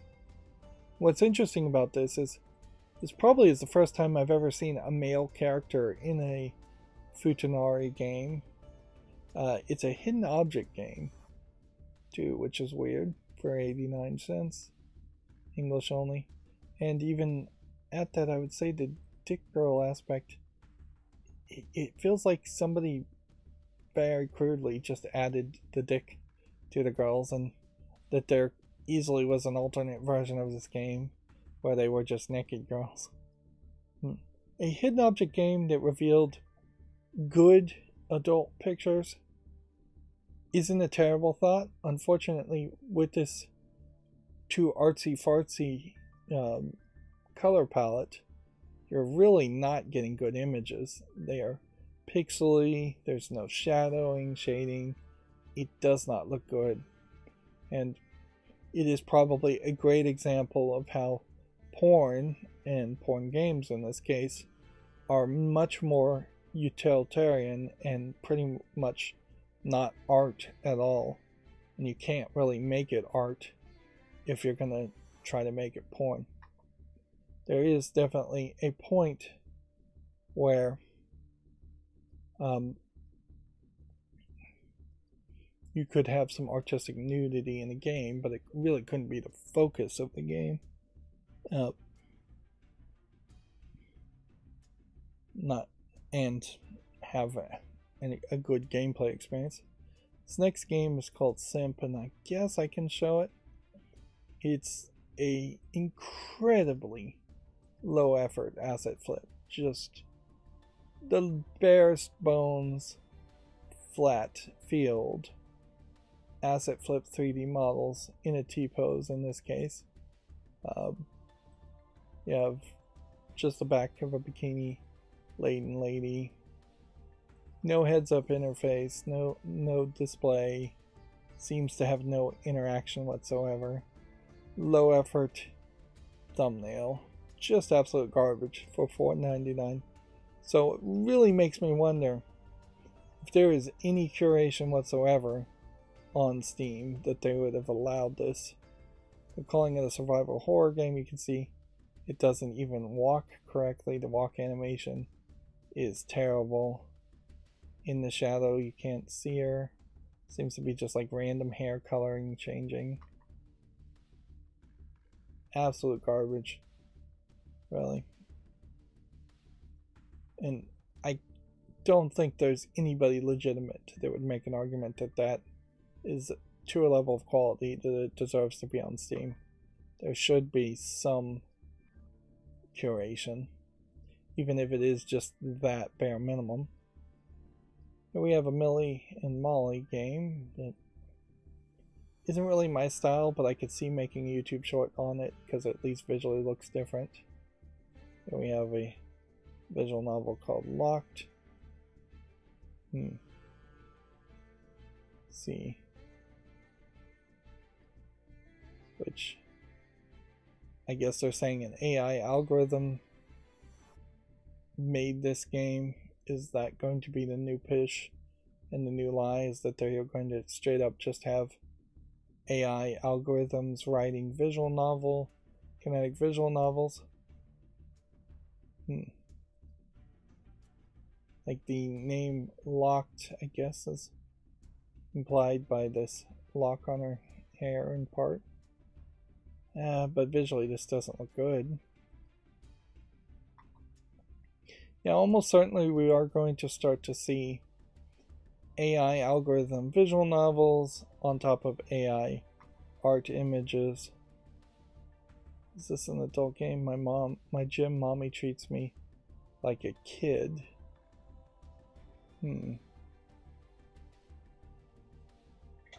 Interesting. There's a lot of screenshots here that aren't showing nudity, but there is one showing nudity.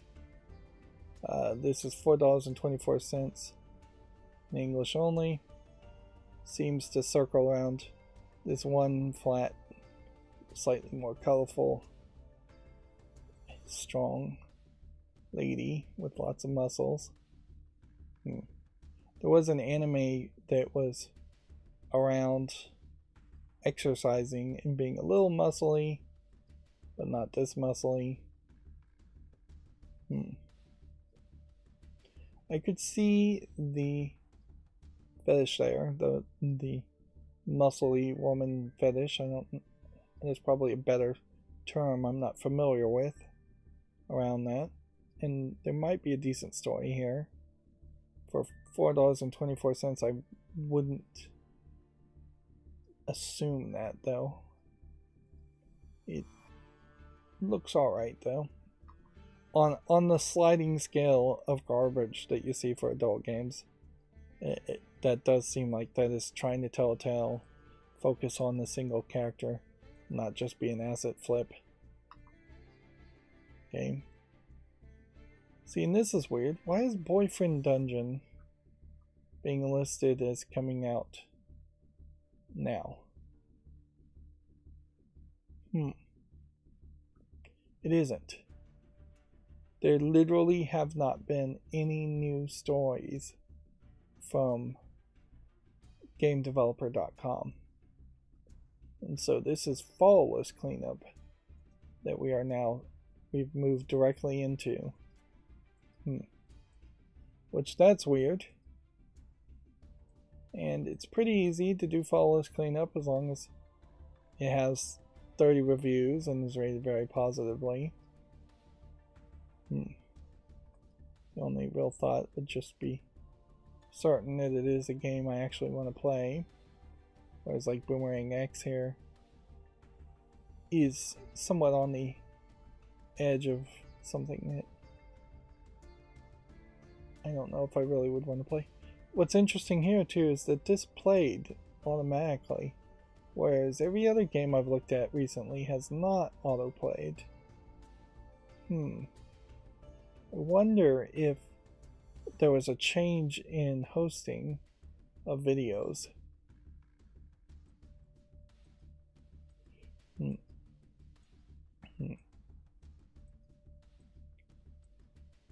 Yeah, I guess I'll put this on the wish list. That doesn't inherently mean I will buy it, though. Let's see, Boom Slingers, on the other hand, I guess I would give some more time, or I would need to. I could also just choose to skip it.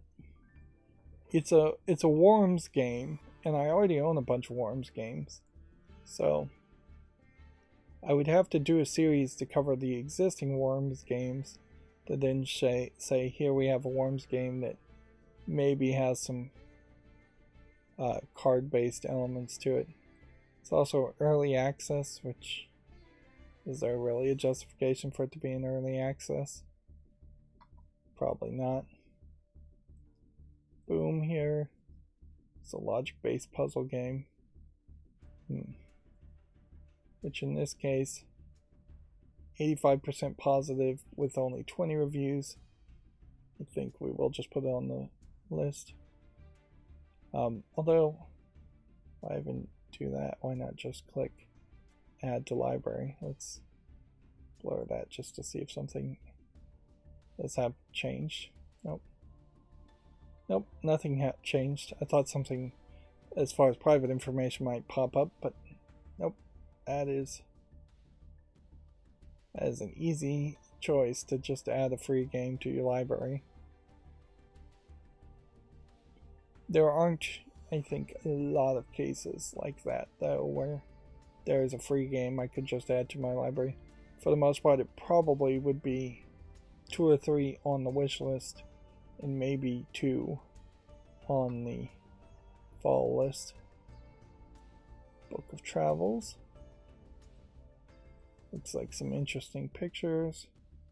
It's early access though, so arguably maybe I should say get rid of it, but it is so positive I'll give it more time. Some of these games though are definitely going to fall into that category where I'm just not going to ever get anywhere with them because nobody's going to play them and they're going to be in early access forever. I think this game probably should be abandoned. It's basically been out for a year and has only 2 user reviews. So we'll get rid of that. Boo Party is an adult game. Right. Let's see. What's funny is this looks like a real game. And that's so strange. Let me see if all these screenshots are YouTube family friendly. Yep. If anything, this is probably what I'm looking for as far as adult games. It looks like it's a real game with a real exploration, and there just happens to be a tendency to show some cleavage or some nudity in the characters, but not an overemphasis of that to the point where it gets ridiculous. I guess I am looking more for something that is slightly more explicit than Leisure Suit Larry, considering how the Leisure Suit Larry games were fairly old. Let's see. Other game here is Block Knockers, which that is, I guess, another one to think about. I guess I'll leave this on the fall list. Let me click on Block Knockers and see if this is an adult game too. Yeah, it is.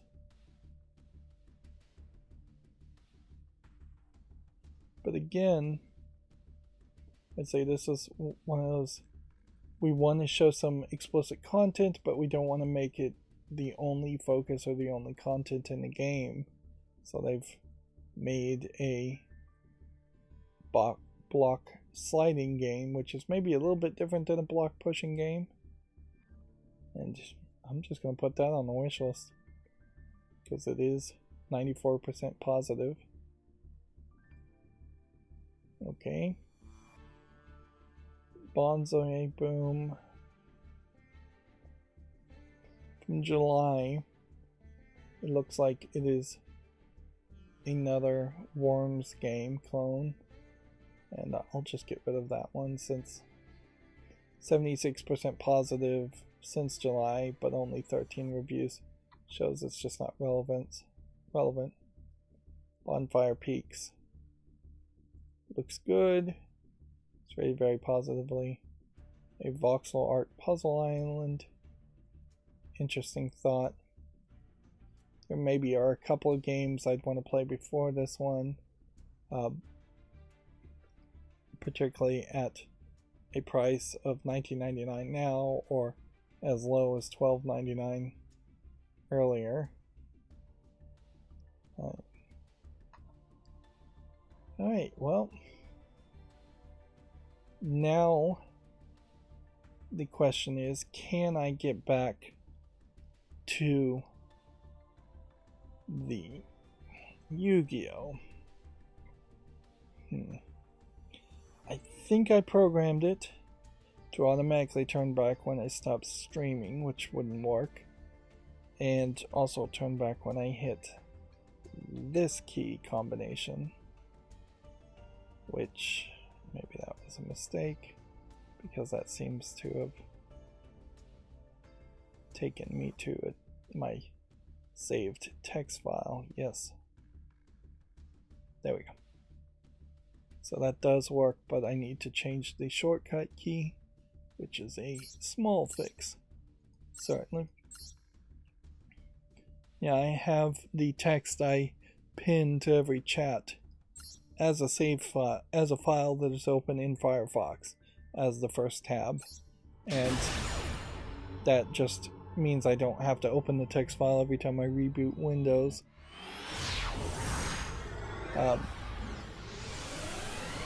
So we've been going about 2 hours, and yeah, it's been a shorter stream, and that's fine. As far as the accountability section, I did say I was playing Dicey Dungeon. I need to play more Dicey Dungeon. I do think I have gotten my smart bulbs to work, to turn on and turn off. Potentially I could tighten up the timings, and I really made a mess of a lot of the code because I had a lot of extra features and things, manipulating things and making it act weird, which caused extra problems. And it really will just be a matter of time now to make sure it works 100% of the time. That when you flip the switches on, all the lights come on, and when you flip the switch off, after 3 minutes at the moment, I'd like to turn that timer down to 2 minutes. All the lights will turn off. But yeah. At the end of the day, that's all I'm really doing with it. So even though there's a lot of room for other programming and other fanciness, it's best to keep everything simple, I would guess.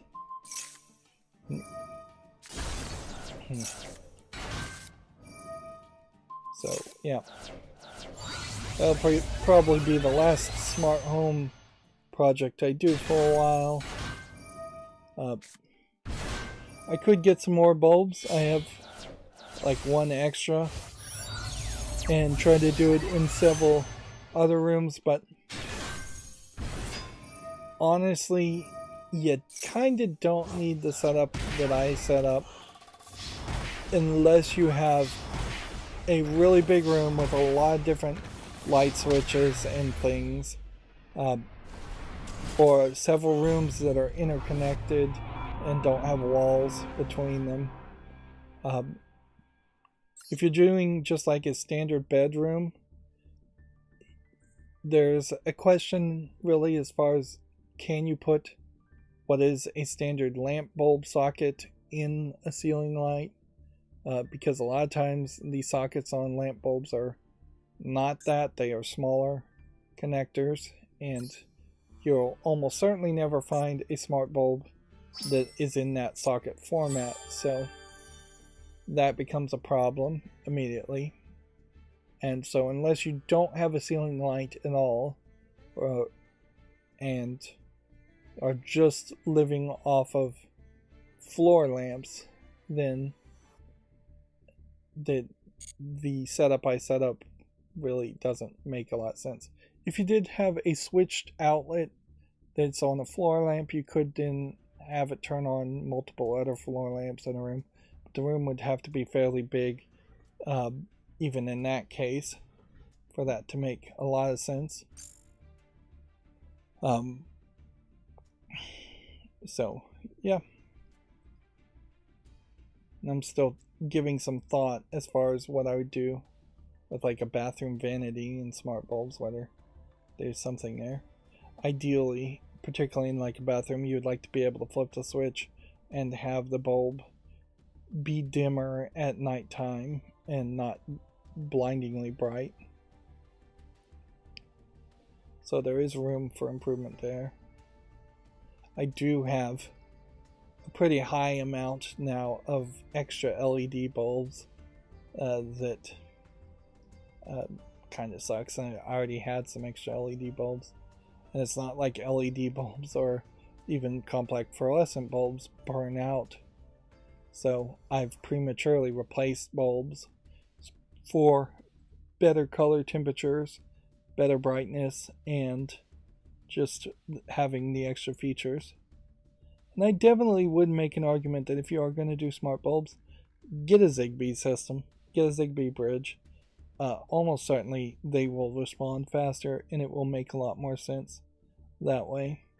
Potentially think Home Assistant from day one instead of Tuya. The good news is that I think pretty much everything I have now could be ported over to Home Assistant as soon as I get around to building a Home Assistant box, but that will be a project for another day. If anything, I really need to work on my servers and see if I can actually get them working and running. Over this past 2 hours, though, I've only had like 38 new tweets, and I need to scroll down them right now.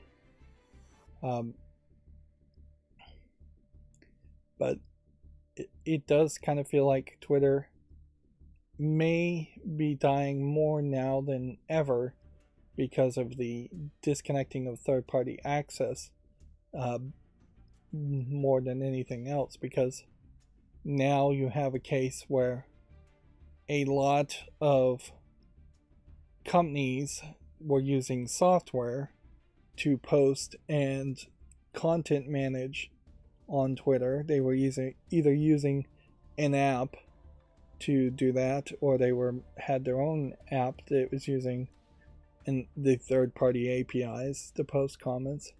And if they've cut off a lot of those apps, then a bunch of those companies may very much say, let's not continue to do business with Twitter. So, yeah. Meanwhile, I guess it is still fair to say that at least Elon Musk is not just posting ridiculous things that people are getting upset about. In fact, they've moved on to somebody else to make fun of and rant about recently. He very possibly, Elon Musk, is making bad decisions secretly behind the scenes, but at least he's like every other bad CEO doing it secretly behind the scenes.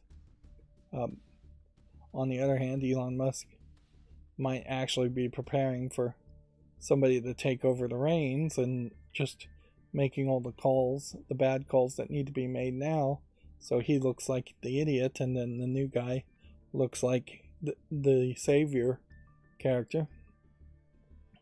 I wouldn't be super surprised if, in reality, and this is just a tinfoil hat conspiracy thought, I wouldn't be surprised if Twitter from day one begged and hired Elon Musk to pretend like he bought the company, even though he really didn't buy the company himself, as much as he bought the company with the assistance of other investors like Saudi Arabia.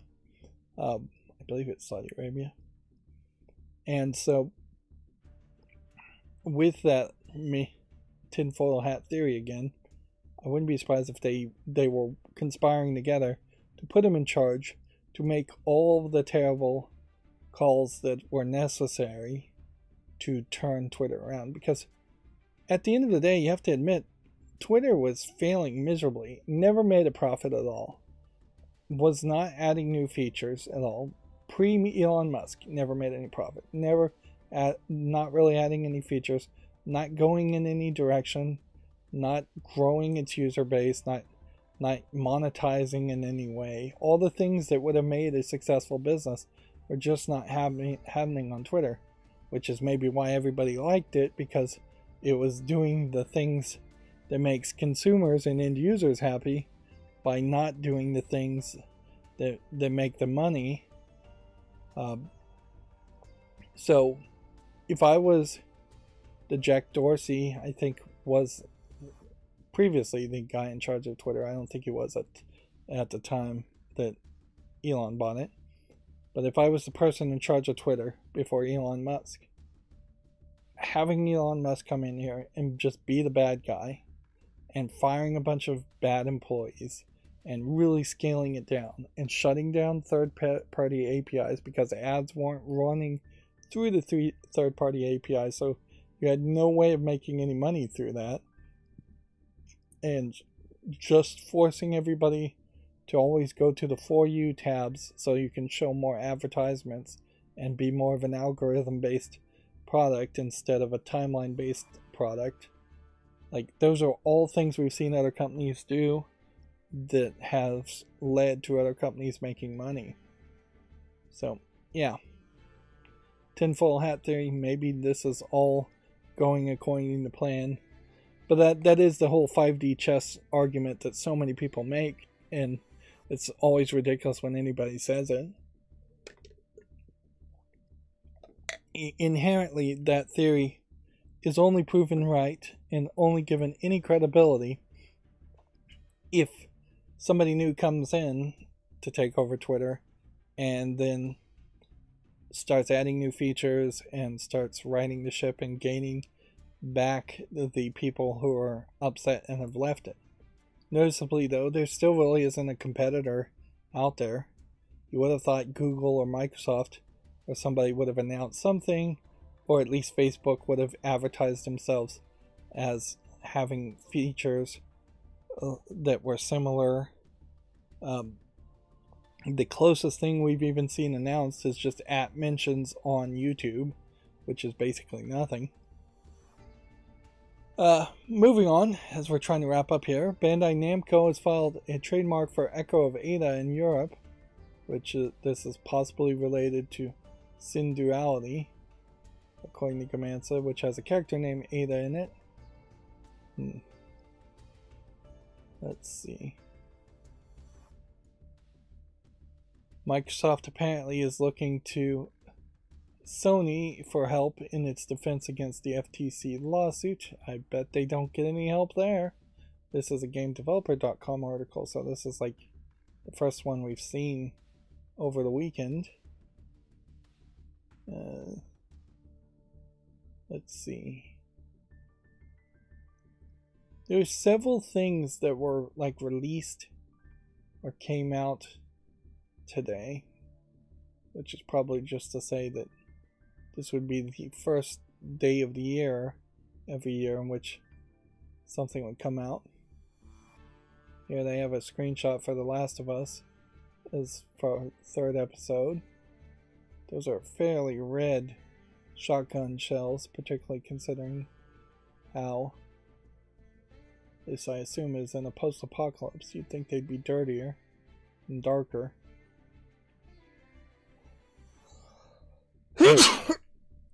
They are talking about, in the aftermath of the shooting on the film production of Rust, potentially pushing for no active guns, no usable guns at all, um, on set. So that would be very interesting because that would mean best case scenario you have like green screen tips on guns, or you just are always shooting around guns so you never see a muzzle flash or a flare up, because there's pretty much no way that I know of to have a muzzle flash and have a blank go off and see that on screen without having an active gun. But maybe there would be a way to do that, certainly. Like, probably wouldn't be that hard to put a air cannon with a puff of protein, not protein, but propane in it, or just lighter fluid in it. Something that would shoot out the lighter fluid and be more like a very small puff of flame. Now, effectively, are you making it that much safer if you all of a sudden you're handing flamethrowers, mini flamethrowers, to actors instead of guns? Possibly. I mean, you're less likely to burn somebody alive doing that, but it's still very, very dangerous.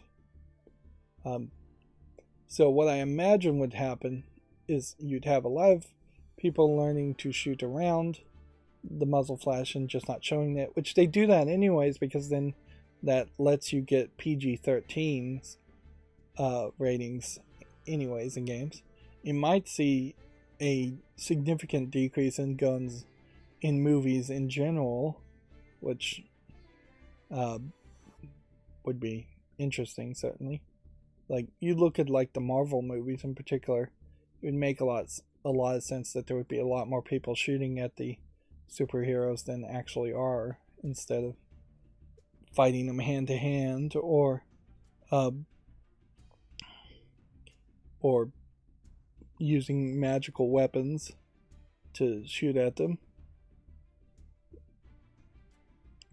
I imagine, though, there will also be new jobs where people do have just a tip of green screen on the gun, or they don't even green screen the gun so much as that they're just adding in bullets with CGI after the fact, which I wouldn't be surprised if a lot of muzzle flashes you see are already CGI'd and the blanks are mostly pointless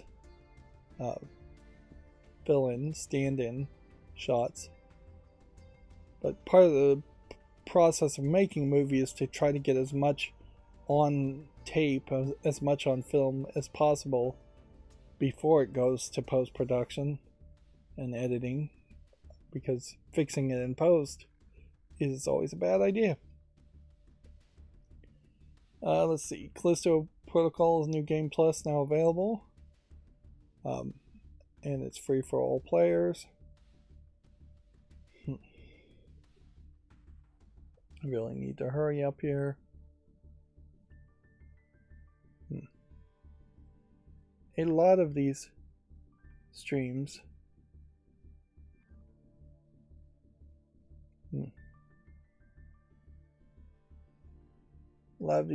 are going to be shorter, I think, going forward.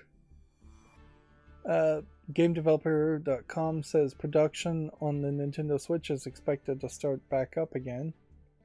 Interesting. And that article was an hour ago, so I don't know why I wouldn't have seen that article. Maybe because it's just a repeat article, though. I don't know what they mean specifically, though, with as far as start back up again. I'm not sure. I don't think there ever was a point where they said they had stopped production, that there had been some part shortages, sure, but I don't think anybody officially committed to stopping production.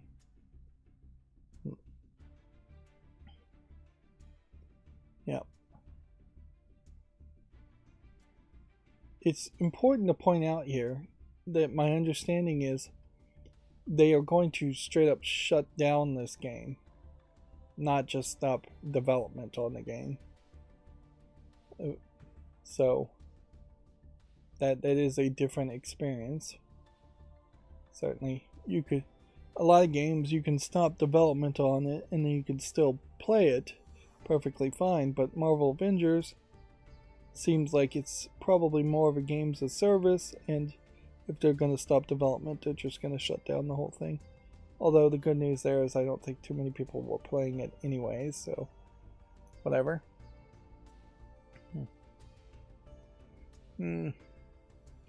And with that, I think that is all the news there is to talk about, so that's going to be it for this stream. As always, I ask you to like, share, subscribe, comment, watch every second.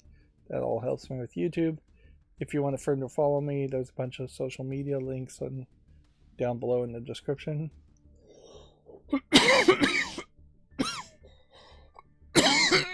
Excuse me.